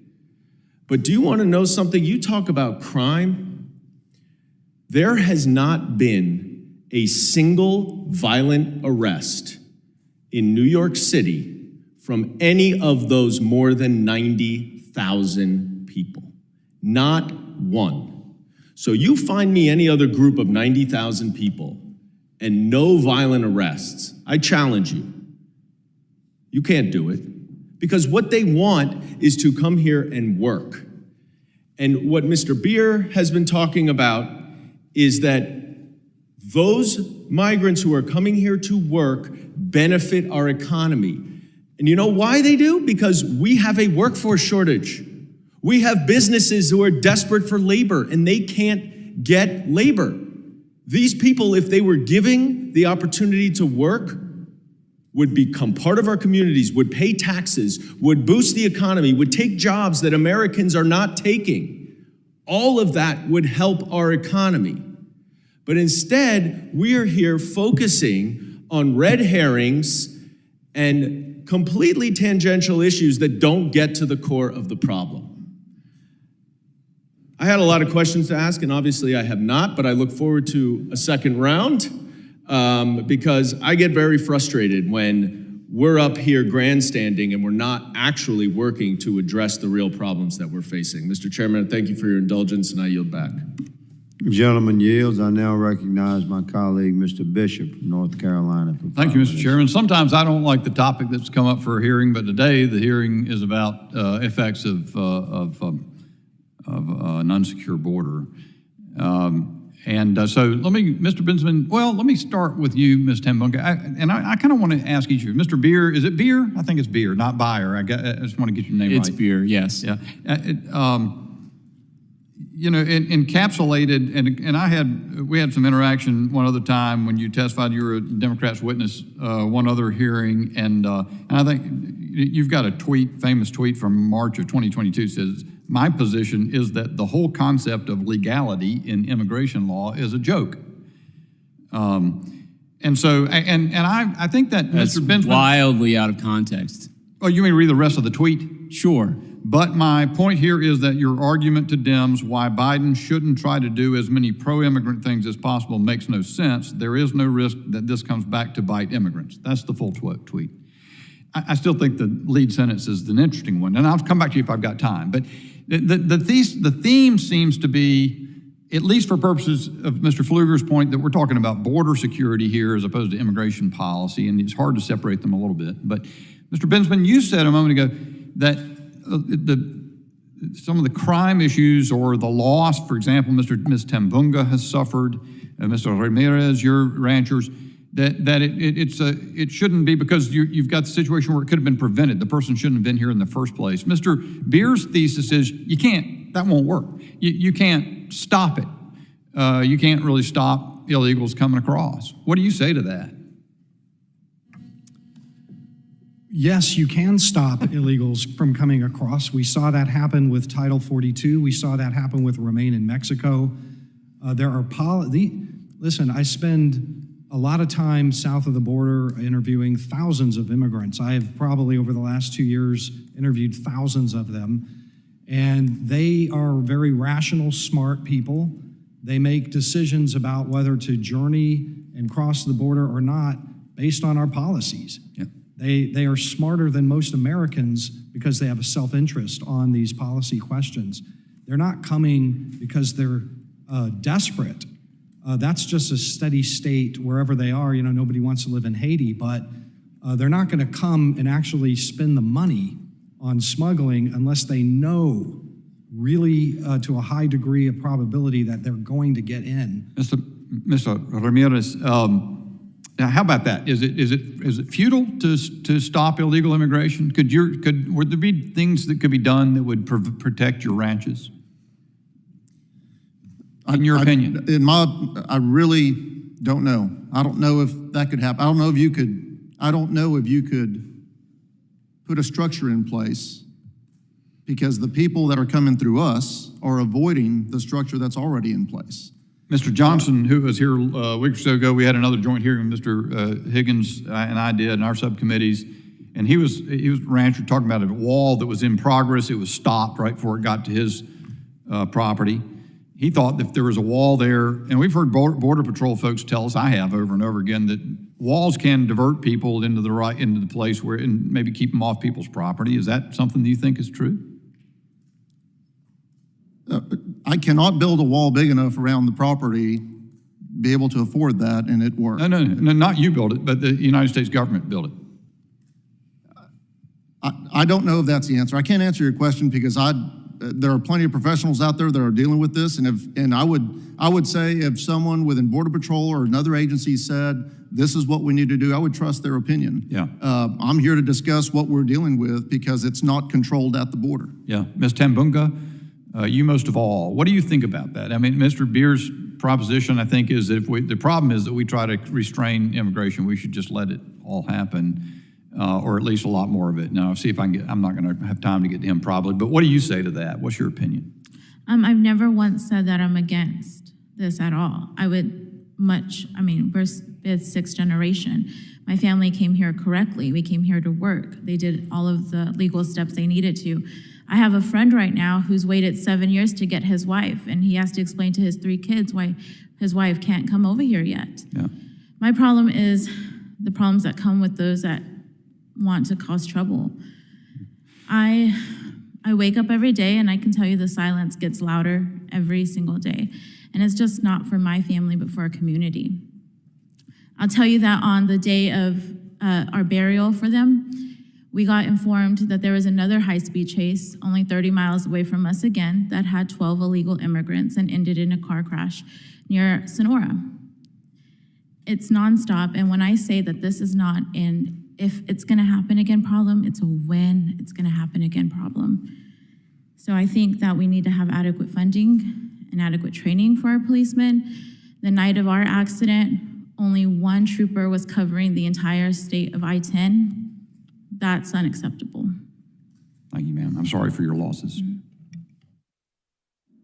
Gentleman yields. I recognize Mr. Thanodar for 5 minutes for questioning. Thank you, Chairman Higgins. I'm sitting here listening to the conversation in this room, and I understand some people don't look at this as a humanitarian problem. I understand some people don't look at this as helping those who are escaping poverty or political persecution and the hardship that they are coming away from. But purely looking at this from a business point of view, purely looking at this from an economy, American economy, American businesses are hurting for skilled workforce. And we're turning away so many skilled employees that is affecting our productivity. Our loss of our productivity as a result is close to $1 trillion by some estimates. Because of this paranoia and anti-immigrant thinking, we're hurting our businesses. We're hurting healthcare. We're hurting workforce for agriculture, workforce for service employees. The same kind of a thinking I experienced back in 1979 when I was 24 years old, living in poverty in India, and I wanted to come to this country to do better for myself and for my family. And I was trying to access a legal pathway to come here on a student visa. The American embassy denied my student visa 4 times. And at the 5th time, I gave them the same papers they rejected my visa on, and another counselor looked at it and approved those. And that's how I was able to come here, get my PhD in chemistry, work as a chemist, innovate, get patents, then became a serial entrepreneur, created hundreds of jobs across America. And now I have the honored to be able to represent 750,000 Americans for my great district, to represent them and their interest and fight for them in the United States Congress. Now, I was lucky. I was very lucky. But many others are not. We have, by some estimate, 9.8 million jobs available that are currently not filled by Americans or by immigrants. And we have lost over $1 trillion in productivity because of our broken immigration system and because of our unwillingness to fix the broken immigration system. Now, interestingly, countries like Canada and Australia are taking advantage of our broken immigration system. And let me give you a fact. Canada established last July the first immigration program that hinges entirely on our system by offering 10,000 work permits to foreigners who are already in the United States on H-1B visas. These are highly skilled people. Many of them have bachelor's, master's, PhD's degrees, advanced engineering degrees that could make a huge difference to our productivity, huge difference to American innovation, will make a huge difference for us to compete with countries like China. Now, this demand that Canada is taking advantage of, their policy change, they were able to give, within 48 hours, all of these 10,000 work permits that Canada offers were taken up. America lost 10,000 talented individuals waiting for their green cards in the United States. These families frustrated with the long green card lines, long delays, in some cases 10, 15,000 delays. So this is really the real problem, my colleagues. We are closing our doors to talented and skilled individuals that want to give their talent to this country, just like I tried to prove that almost 40 years ago. 4 times I failed, but I persisted, and I'm here. Unfortunately, my time is up, so I will yield back, Mr. Chairman. Thank you. The gentleman yields. The gentleman from Texas, Mr. Gonzalez, is recognized for 5 minutes. Thank you, Mr. Chairman. Many people talk about the southern border. I represent it. There's 1,254 miles in Texas. I represent 2/3 of that. Mr. Ramirez, I've been on your ranch. I almost didn't recognize you without your hat. I swear you would sleep with that thing. Thank you for being here today. And we've seen it. We've had the discussion firsthand. Ms. Tambunga, you look wonderful. It's great to see you up here. Mr. Tambunga, you look wonderful as well. Thank you for coming up here and sharing your story. There is not one person in my district, and honestly, throughout Texas, that doesn't have a story in some form or fashion, that isn't connected in some form or fashion to a tragic situation.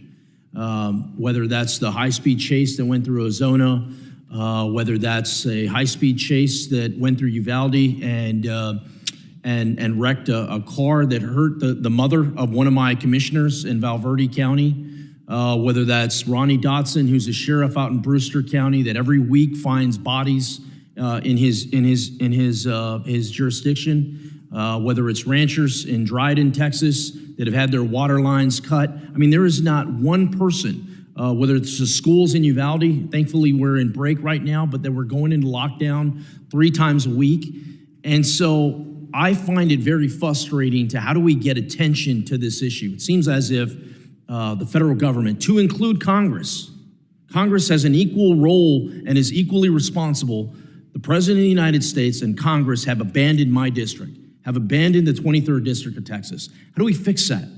And to me, all roads go back to the President of the United States. No matter how I skin it, no matter how you look at it, it's the President of the United States that's going to have to enforce the laws that are on the books. But it's Congress's job to be the power of the purse and give them tools to do that and update these very ancient laws that no longer make sense. But I'm frustrated. What do we have to do? How many people have to die? How many people have to drown? How many ranchers have to lose their property? How many schools have to go into lockdown before some action takes place? And I'm very offended because a year ago I hosted the President of the United States in my district, in Uvalde, and I pulled him aside and I said, Mr. President, now isn't the time or the place, but I'd like to sit with you and talk to you about the border and some solutions on how we can fix this. The man looked me right in the eye and he said, absolutely, Tony. A year later, the only discussion I've had is with a staffer, and round we go, and it's unacceptable. I don't know what it's gonna take in order to get the President of the United States to engage on this topic. I was against impeaching President Trump. I view impeachment as in case of emergency, break glass. But are we at that point where this is an emergency? One. Two, is there something that Congress can do to move the ball forward? Is there even something small? Is there something Congress, not Republicans, not Democrats, can come together and do one thing in order to get this crisis under control? Ms. Tambunga, you brought up a piece of legislation that we're working on, the Emmy-Koch Act, which essentially creates an awareness. If there is a high-speed chase coming through town, you get notified on your phone to basically stay the hell away, get away. That may save lives. Are there some immigration things? Are there some work visa options that can get us to a point? How do we enforce the laws that are already on the books? How do we prevent bad actors from entering this country? But also, how do we abide by the laws that we already have? I think there's an opportunity there, but it's going to take some bold leadership, and I think it's going to start in this committee and others like it. And if we don't, round and round we go, we're going to find more bodies. There's going to be more innocent Americans hurt, and it's just it feels like we're at a dead end. But it's going to be Congress that solves that. And that should scare the hell out of everybody. But if Congress doesn't solve it, how is anyone else going to solve it? So thank you for coming here today. Thank you for giving your testimony earlier. This is an important issue that won't go away because of folks like you. And Mr. Chairman, with that, I yield back. The gentleman yields. The chair recognizes the gentleman from California, Mr. Garcia, for 5 minutes for question. Thank you very much, Mr. Chairman. I also want to thank all of our witnesses that are here today. Thank you for your testimony. And certainly anyone that's been impacted personally and their family or have had loss, I just want to send my condolences as well. I think it's always hard to hear these stories. But I want to just focus again that we're back to another hearing where the House majority continues to claim that the border is somehow wide open, a myth that we have disproved time and time again through testimony by frontline officials here in front of this committee. The border is not open, it never has been, and certainly there are challenges and investments that need to be made. But we're also, I believe the administration is trying their best, and we can see with the numbers, particularly over these last few months, that actually border crossings have dropped. Now, I also want to note that Democrats, like those in the majority, want a safe and secure border. We know we must crack down also on the smuggling of people, and ways to address this, of course, is also to look at asylum and legal pathways to enter the U.S. rather than relying on criminal traffickers. I'd also want to remind the people and the people that are watching, the American public, that every member of the Republican House majority, they actually voted to eliminate the Shelter and Services Program, which provides the most effective federal support for bordered communities. Bordered communities actually need more support, not less. And I think we are committed to increasing and improving federal support through these programs. But I want to actually focus on something, Mr. Beer. Republicans continue this narrative that's apparently easy to immigrate to the U.S. and that anyone can access a legal pathway. So I want to turn to a chart which you actually submitted in your written testimony, and how you actually describe how we can actually enter and actually go through the immigration process. Mr. Beer, this looks not simple and quite complex. Can you briefly explain to the committee what I'm actually looking at here? Right, so this is a flow chart. You start at the top. You have to first get vaccinated, go through all the baseline requirements to immigrate. You can't be a serious criminal. You have to go through the security checks. That's all very difficult. That's even before you get to the pathways that are available. The refugee program, we've got 100 million displaced people around the world. Absolutely. The United States took 25,000 of those. We have the family-based system. We have first the diversity lottery. That's 32 million applicants for 55,000 slots. Family-sponsored, we got 7 million people waiting in a backlog and Mr. for Beer, U.S. citizens and legal absolutely, and I permanent think that this does not describe at all what my Republican colleagues describe as a system that is actually easy to navigate for folks coming into this country. Nor, I believe, and I would ask you, does this actually show a welcoming and humane immigration system at work? Absolutely not. Mr. Beer, do you think this is a process that's easy and straightforward to navigate? Because it certainly doesn't look that way to me. Oh, it's incredibly difficult. And are these current pathways, as we have them here up on this factually accurate description of how our immigration system works, do you think this is functioning properly? Absolutely not. It's breaking down at every single stage. And so I want to clarify, and you mentioned some of this. In our refugee program, for example, we admit 25,000 out of a global refugee population of 100 million. That's less than 1%. In fact, 0.01%. We'd be the 57th as far as accepting refugees in the world. Not the first, as some of the House majority appear to believe, but we're actually be the 57th in the world of accepting refugees. Employer-sponsored green cards have a backlog of over 1.4 million, and it's virtually impossible to obtain those without very high wage offers. We have a labor shortage in this country, something that was not being addressed. And the diversity green card lottery offers entrants just a 0.2% chance of receiving a green card. So this is a very complex system that we currently have. I want to, though, just maybe turn to a simpler chart that maybe more folks can understand. Mr. Beer, now my colleagues on the other side continue to demonize and scapegoat immigrants, but am I correct that that immigrants are actually far less likely to commit crimes than the native-born American population that this chart clearly shows? That's right. In fact, this data comes from the Census Bureau. This isn't collected by the Cato Institute. And it's backed up by a lot of other research besides just the measurement here, which is who's incarcerated in the United States. Thank you. And I want to just be clear, we have, of course, legal immigrants here. We have undocumented immigrants, illegal immigrants that's listed at least on this chart, and then native-born Americans, which clearly shows that actually the most crime that's committed in the United States is not from legal immigrants, it's not from undocumented immigrants, it's actually from native-born Americans. Now, Mr. Beer, I know that my colleagues continue to spread propaganda about chaos at the border. Isn't it also true that border communities are actually safer than other communities? Isn't that also factually correct? That's right. They have a lower crime rate. And the FBI crime data also shows this as well. Isn't that correct? That's right. So thank you. I just wanted to close. I came to the U.S. as a young child, immigrated here to the United States. I love this country. It's the best country on earth. I hope we're able to build a country that welcomes other young people like myself. We can actually contribute, give back, become a teacher, and one day serve in Congress. With that, I yield back. Thank you. The gentleman yields. The chair recognizes the gentleman from Texas, Mr. Luttrell. Mr. Ramirez, you live on the border, correct? About 40 miles from the border, yes, sir. You said earlier in your statement that you and your family are in fear for your lives.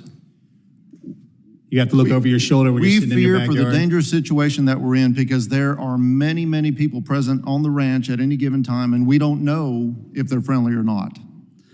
Can you shed a light on, I'll let you guys do the talking. Can you shed a light for me on what the towns themselves, the infrastructure, is that being scuttled because of the mass immigration, legal immigration that's coming across the border? For instance, like the restaurants, the grocery stores, the first responders, the hospitals. Can you shed some light on that for us?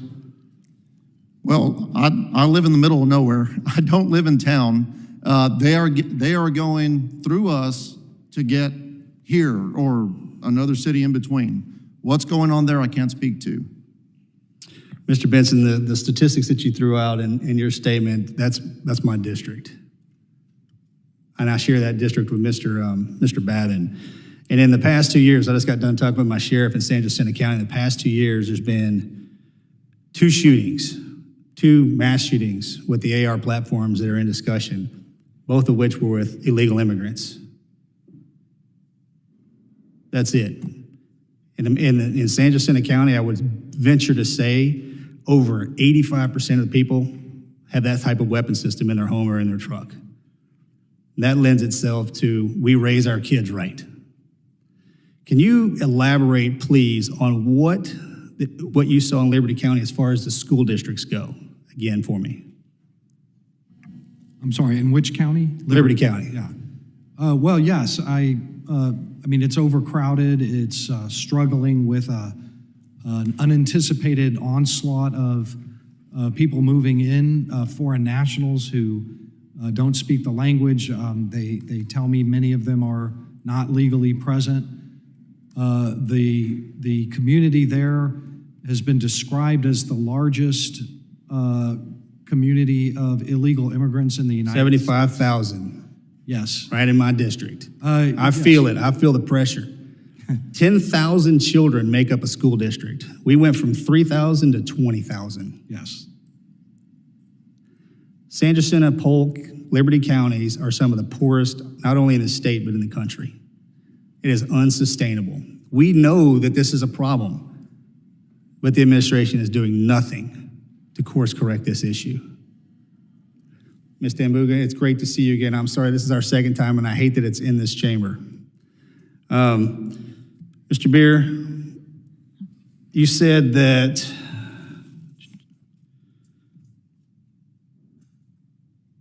immigration is the antidote to crime. Can you elaborate on that for me, please? Well, it's the antidote to the recent rise in crime that started in 2020.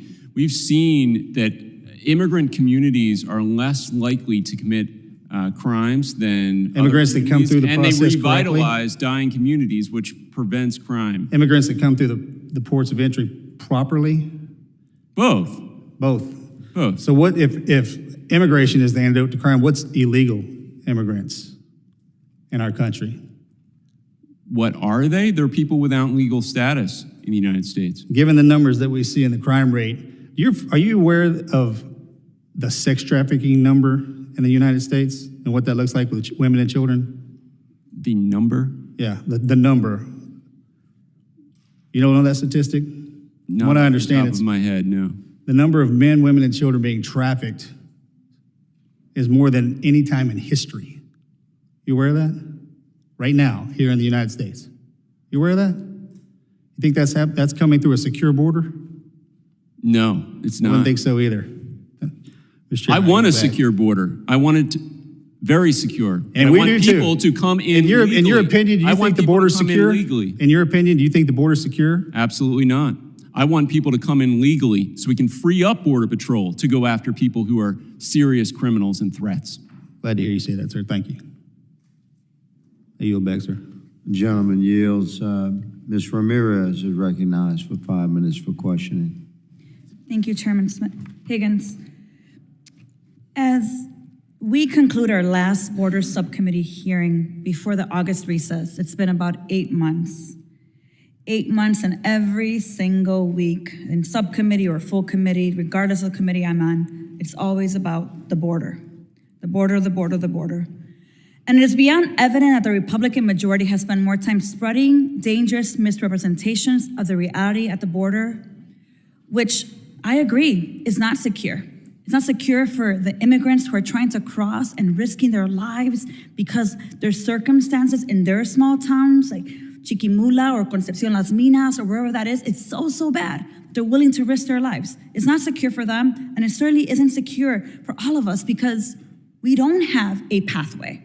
There isn't a pathway. I mean, you just saw Congressman Garcia just show us the process, and I'm sure you got a headache. I got a headache because I have a lot of family who's tried to navigate that process and have been denied.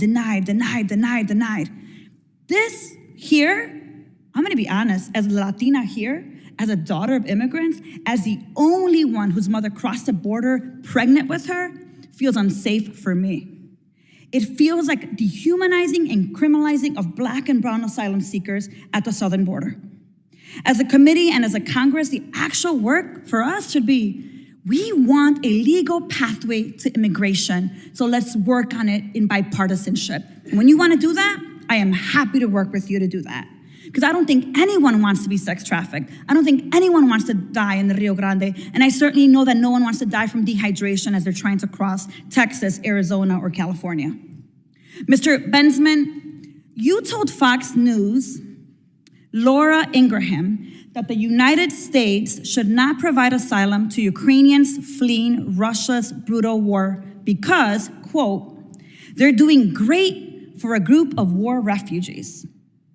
You alleged in New York Post that Venezuelan migrants seeking asylum in the United States are engaging in, quote, a massive fraud against the United States because, among other things, they, and I quote, head for border crossings wearing the latest fashions, often sporting name brand labels. You have even gone as far as to describe asylum, which has helped some of the most persecuted and vulnerable humans find shelter in American democracy, as a failed system. Mr. Bensman, can you enlighten us on who, if not Ukrainians escaping a war of aggression, if not Venezuelans and Syrians escaping murderous dictators, if not Haitians escaping mass violence, who do you think should be allowed to seek asylum in the United States? Regarding the Ukrainians, No, I'm asking you, who do you think should be allowed to seek asylum in the United States? let me just respond to that first, because the Ukrainians had standing offers from 27 of the best countries in the world to live for 3 years, every EU country. They did not need to be coming to our southern border. My point was that our southern border was in such terrible disarray. Sorry, I'm reclaiming my time. I need to make sure that I clarify my question. What I want to know, who do you believe, what country, what group of people, what do they look like? Who are the people that you believe should be able to seek asylum in the United States? That's what I want to know. Well, I think a lot of people do seek asylum in the United States when they fly in, when they have visas, when they... I'm going to reclaim my time. when they Thank you. I'm going to reclaim my time. You're not telling me who. So I want you to look at this image here. I want you to all look at it. politically... These are, excuse me, sir, I reclaim my time. Thank you. So these are 56 people who just became citizens in my district about 2 months ago. Look at their face. Look at their pride.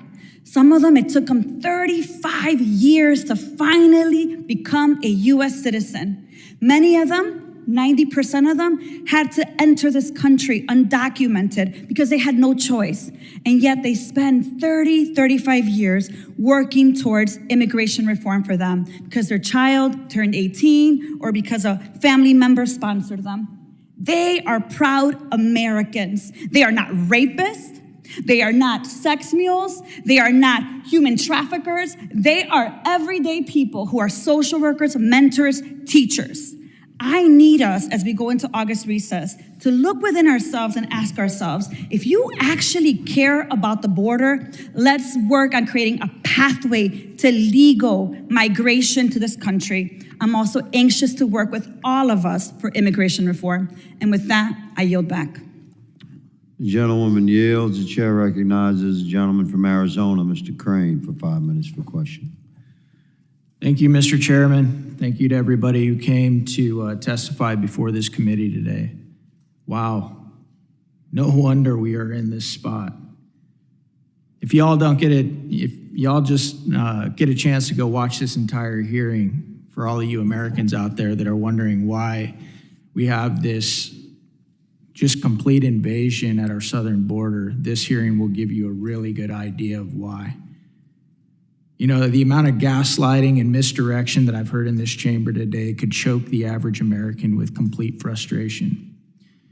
It's really not chaotic. It's really not a big problem. The numbers are down. We've seen the slides. We've seen the graphs and the charts of that. It's really our Second Amendment that's causing this problem. The right that we have to keep and bear arms. That's really the problem.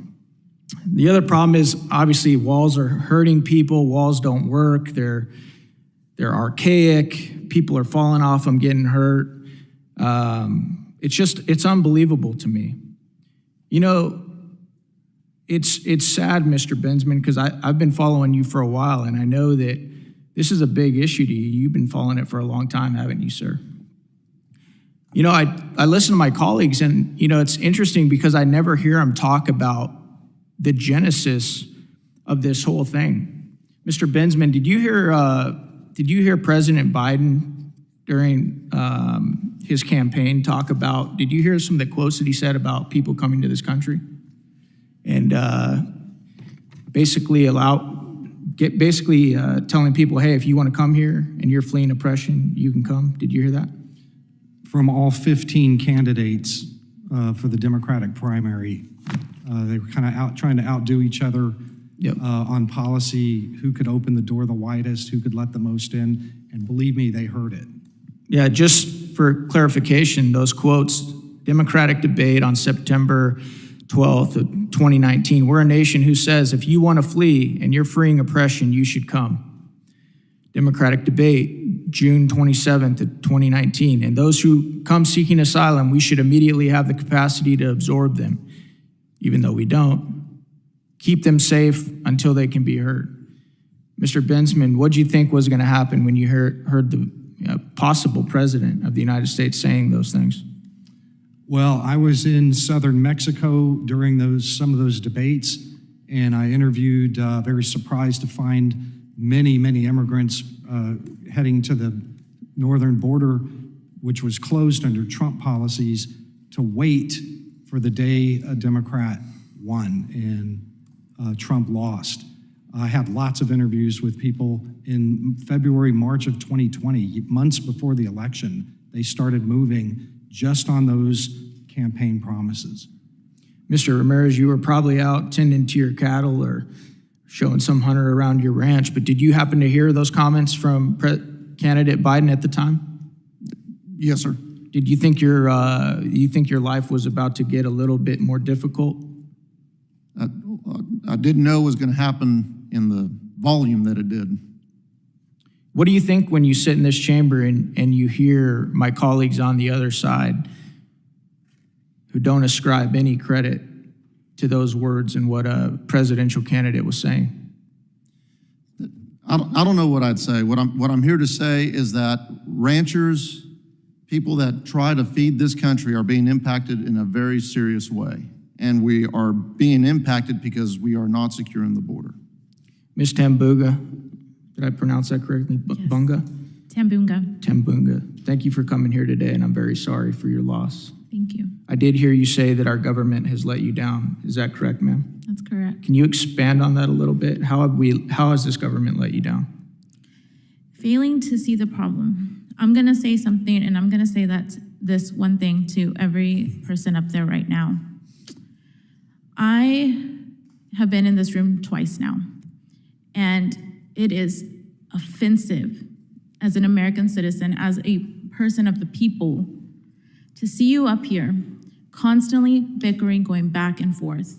I have given you a problem. What happened to my family is a problem. What is happening to Mr. Ramirez is a problem. And I feel like now I'm a mother here without a child to scold, but here I am scolding you because I'm disappointed in your work, your lack of efforts to work together. Here is the problem we're presenting. Fix it. Put your egos and your pride aside and fix it. Thank you. I yield back. The gentleman yields. Gentlewoman from Georgia. I apologize. The gentlewoman from Texas, Ms. Jackson Lee, is recognized. Let me thank the chairman and ranking for their leadership on a very important issue.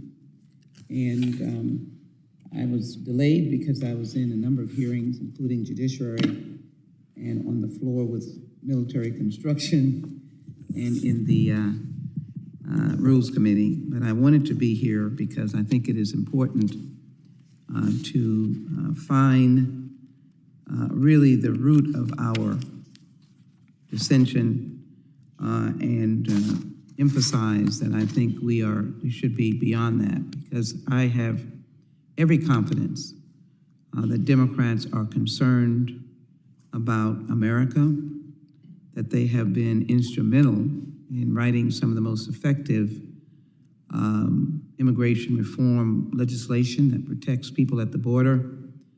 I am from Texas and have been to the border and do not live on the border, been to the border on many different aspects of trying to protect it, from being on the lines where the fences were being drawn and various institutions rejecting having the fence there, to the surge of unaccompanied children out of desperation, to parents and children being separated from each other.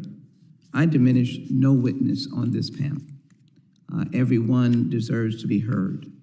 But what I would like to say, since this is dealing with the question of terrorism and as well the Border Security Committee, having served on both of them, I just want to emphasize in particular that let's deal with facts.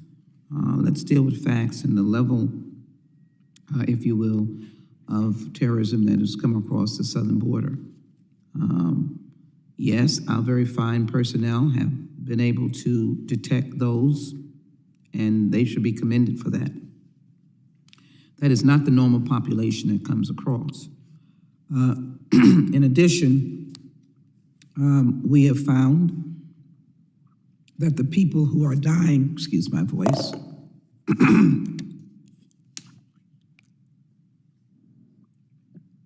are like us, the mothers, fathers, children.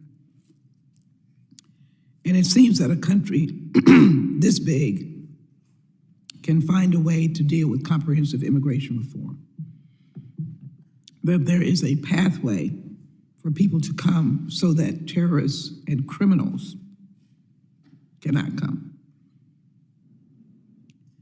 This era in the world is the largest migration of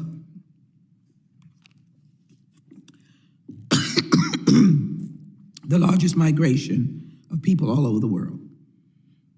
I believe that we have given a mountain of resources to Customs and Border Patrol, Customs and Border Protection. I believe they have done a sizable job on fentanyl, but it keeps coming. I think we have to do things about use, addiction, and I also think we have to maintain a certain dignity. And so actions by the Lone Star effort that our state has implemented require restraint. Taking human beings and dumping them in the midst of freeze in front of the Vice President's home, I think is unacceptable. Mr. Ramirez and is it Tambunga? Tambunga. I will get my staff to brief me because I don't want to delay it on your circumstances. But at the same time, I have to put on the record that kind of behavior doesn't solve the problem. The behavior of raise a fence and boys does not answer your concern, but it does cause, as not by my words, by a duly hired trooper, water not being given, as well as women having miscarriages, as well as a little boy's leg being broken. So my commitment on this committee, Mr. Chairman, as I reach a close, is to always fight terrorism. I've been on this committee since the creation of it in the aftermath of 9/11.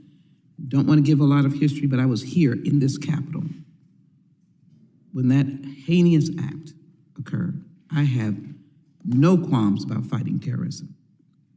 At the same time, I've been in every cutting-edge reform bill that we've tried to pass to give you relief and to also separate out, as they say, the weeds from the flowers.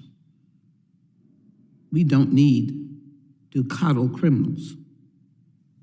We don't need to, in essence, block businesses. We don't need to have blockades by our state government either, and blacking up just about a year ago.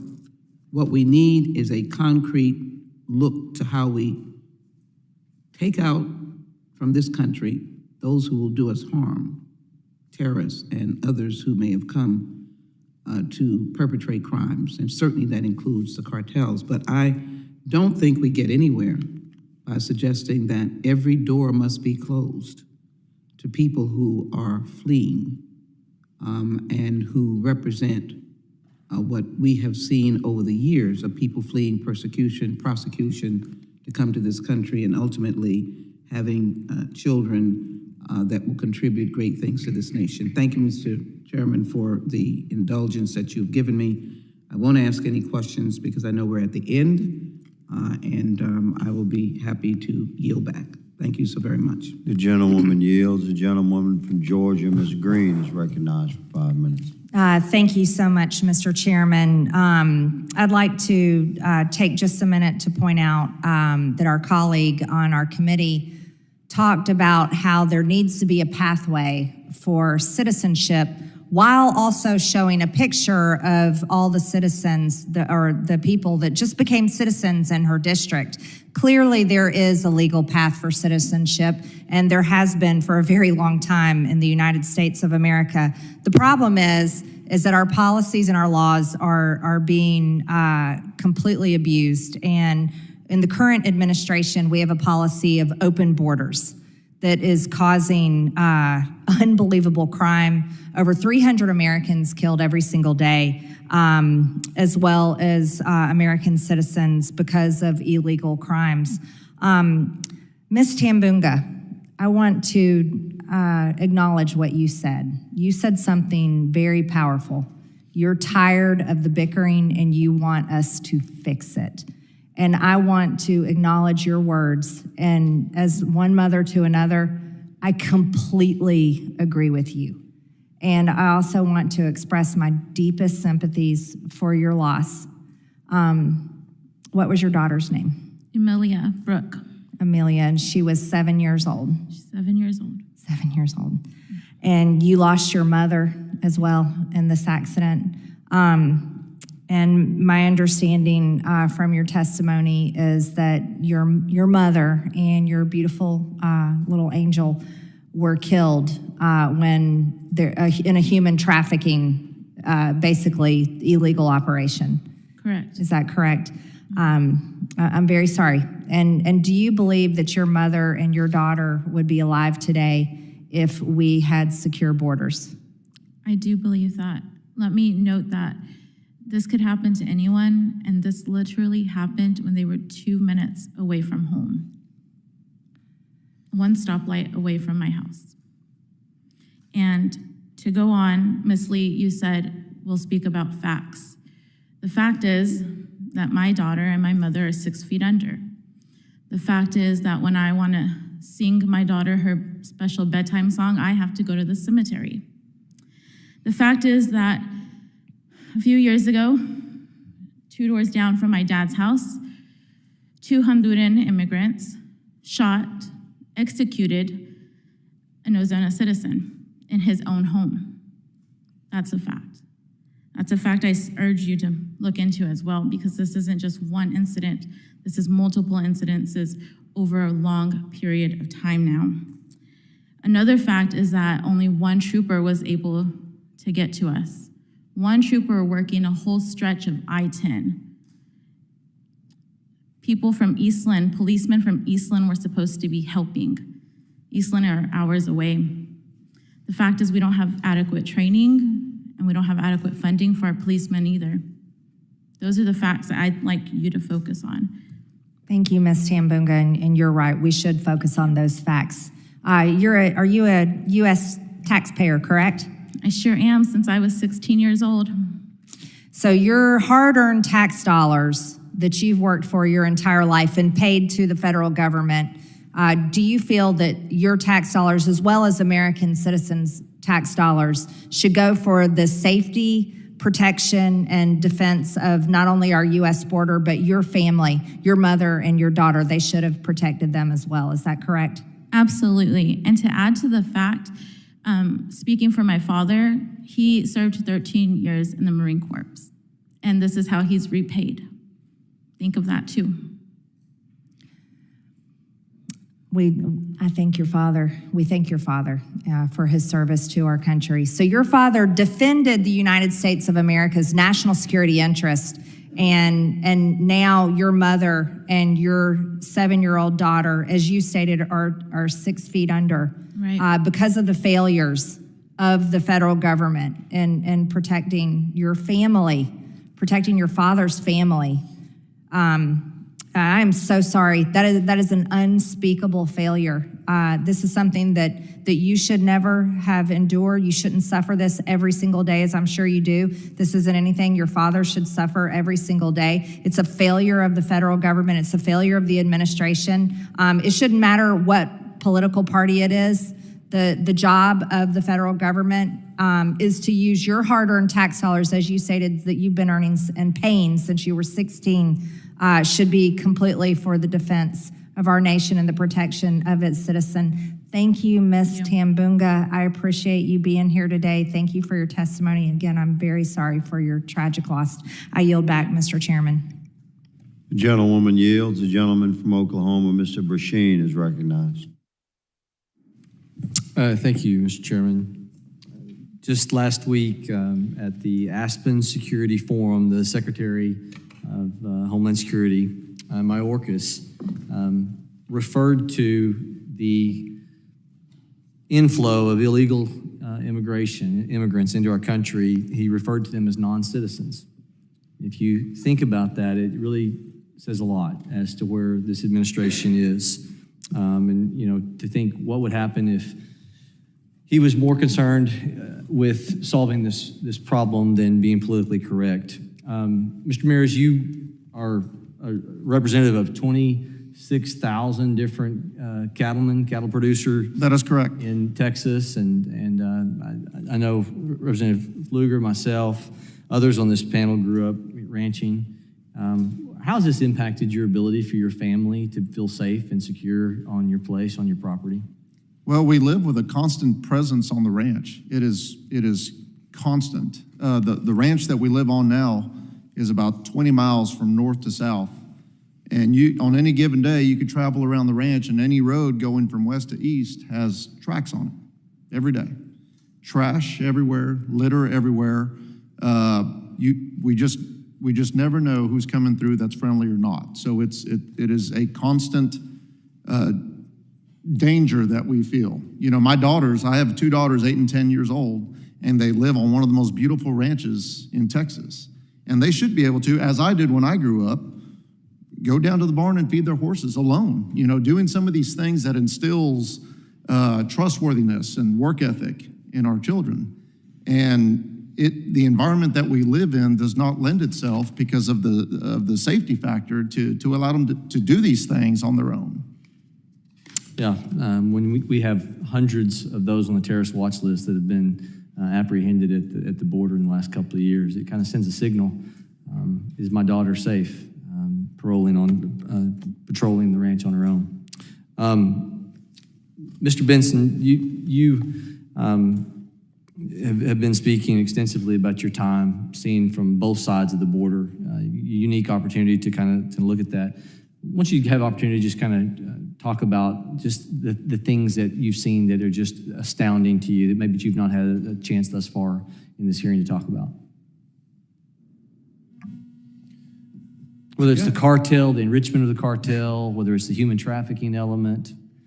I mean, honestly, in all the years that I've been covering the border or have been spent my time down there in both sides, I just have never seen the volumes, the numbers, just the thousands and thousands of people just pouring over like a D-Day invasion, land 5 boats at a time, and then they turn back and they get more, and they're just, that I think is what stunned me. And honestly, when I talk to Border Patrol guys and women down there who were working it too for years and years, none of them had ever seen anything like it too. It's not propaganda, it's videotaped. And also I would point out that on the issue of asylum, I've interviewed, you have to be politically persecuted to claim asylum on one of 5 grounds. I won't get into all of that. But I have grocery bags of abandoned ID cards, abandoned in Mexico, and passports, because those ruin your credible fear interview.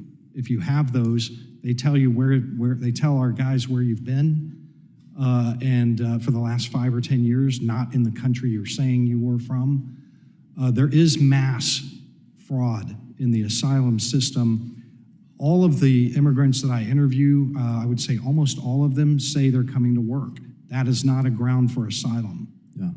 It was mentioned earlier in this committee, a member said, look, if you look at the 90,000 people that have come into New York, that their attest was that you won't find any violent crime. It's interesting enough, you can just Google it quickly. You can find that 2 New York City men who attempted to intervene when migrants outside the shelter started throwing objects at people on a sidewalk in Harlem. The New York City Police Department said the officers responded to reports of an assault. Central Park, Madison Avenue. Just, contradicting this narrative that we're talking about bringing people in that are, you would think if you're breaking the law to get here, maybe, and you've got 200 people on the terrorist watch list, and it's not just people coming directly from Mexico, almost representative of almost all nations, we might have some bad actors. And so I've got one last question here. Mr. Bensman, what national security interest do you fear? What keeps you up at night given what you've seen? I look at this as a massive stranger danger issue. The majority of people that are crossing that border, whether they're runners and gotaways or just giving up, we have no idea who they really are. We don't know whether they're war criminals. I've met probably immigrants from every single country on the continent of Africa, interviewed them. I can't think of one that I haven't met. I met my first Dagestanis about a month ago down there. My first Kyrgyzstan, my hotel in Matamoros was filled with Kyrgyzstanis. They're coming from the entire planet, and we don't have the ability to ask for an intel share or a criminal database check from like any of these places. Somebody said, well, everybody's vetted. We've done checks. I'm hearing snapping, but point being that the vast majority of people that I see crossing in, giving up, and running are complete strangers to us. We have no idea what they did in their home country. The gentleman yields. The ranking member has.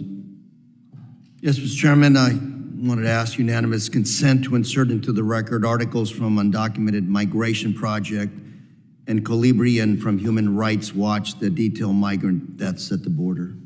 Without objection, I also have a letter to enter to the record regarding the case of Mr. Torben Sondergaard, who is a legal immigrant from Denmark, came to our country legally, applied for asylum properly, had no criminal charges. He was arrested for overstay of his visa. He's been incarcerated in solitary confinement for over 1 year. He'd been persecuted by this administration and targeted, we believe, because he's an evangelical Christian minister. I'd like to enter this to the record without objection. And if I may, Mr. Chairman, I just wanted to submit another article. The ranking member is recognized. China's fading recovery reveals deeper economic struggles. Without objection, letters are entered into the historical record. I thank the witnesses for their valuable testimony today and their painful representations of what you've been through. We thank you as a committee. The members of the subcommittees may have additional questions for the witnesses, and we ask that the witnesses respond to these in writing. Pursuant to Committee Rule 7D, the hearing record will be held open for 10 days. Without objection, the subcommittees stand adjourned.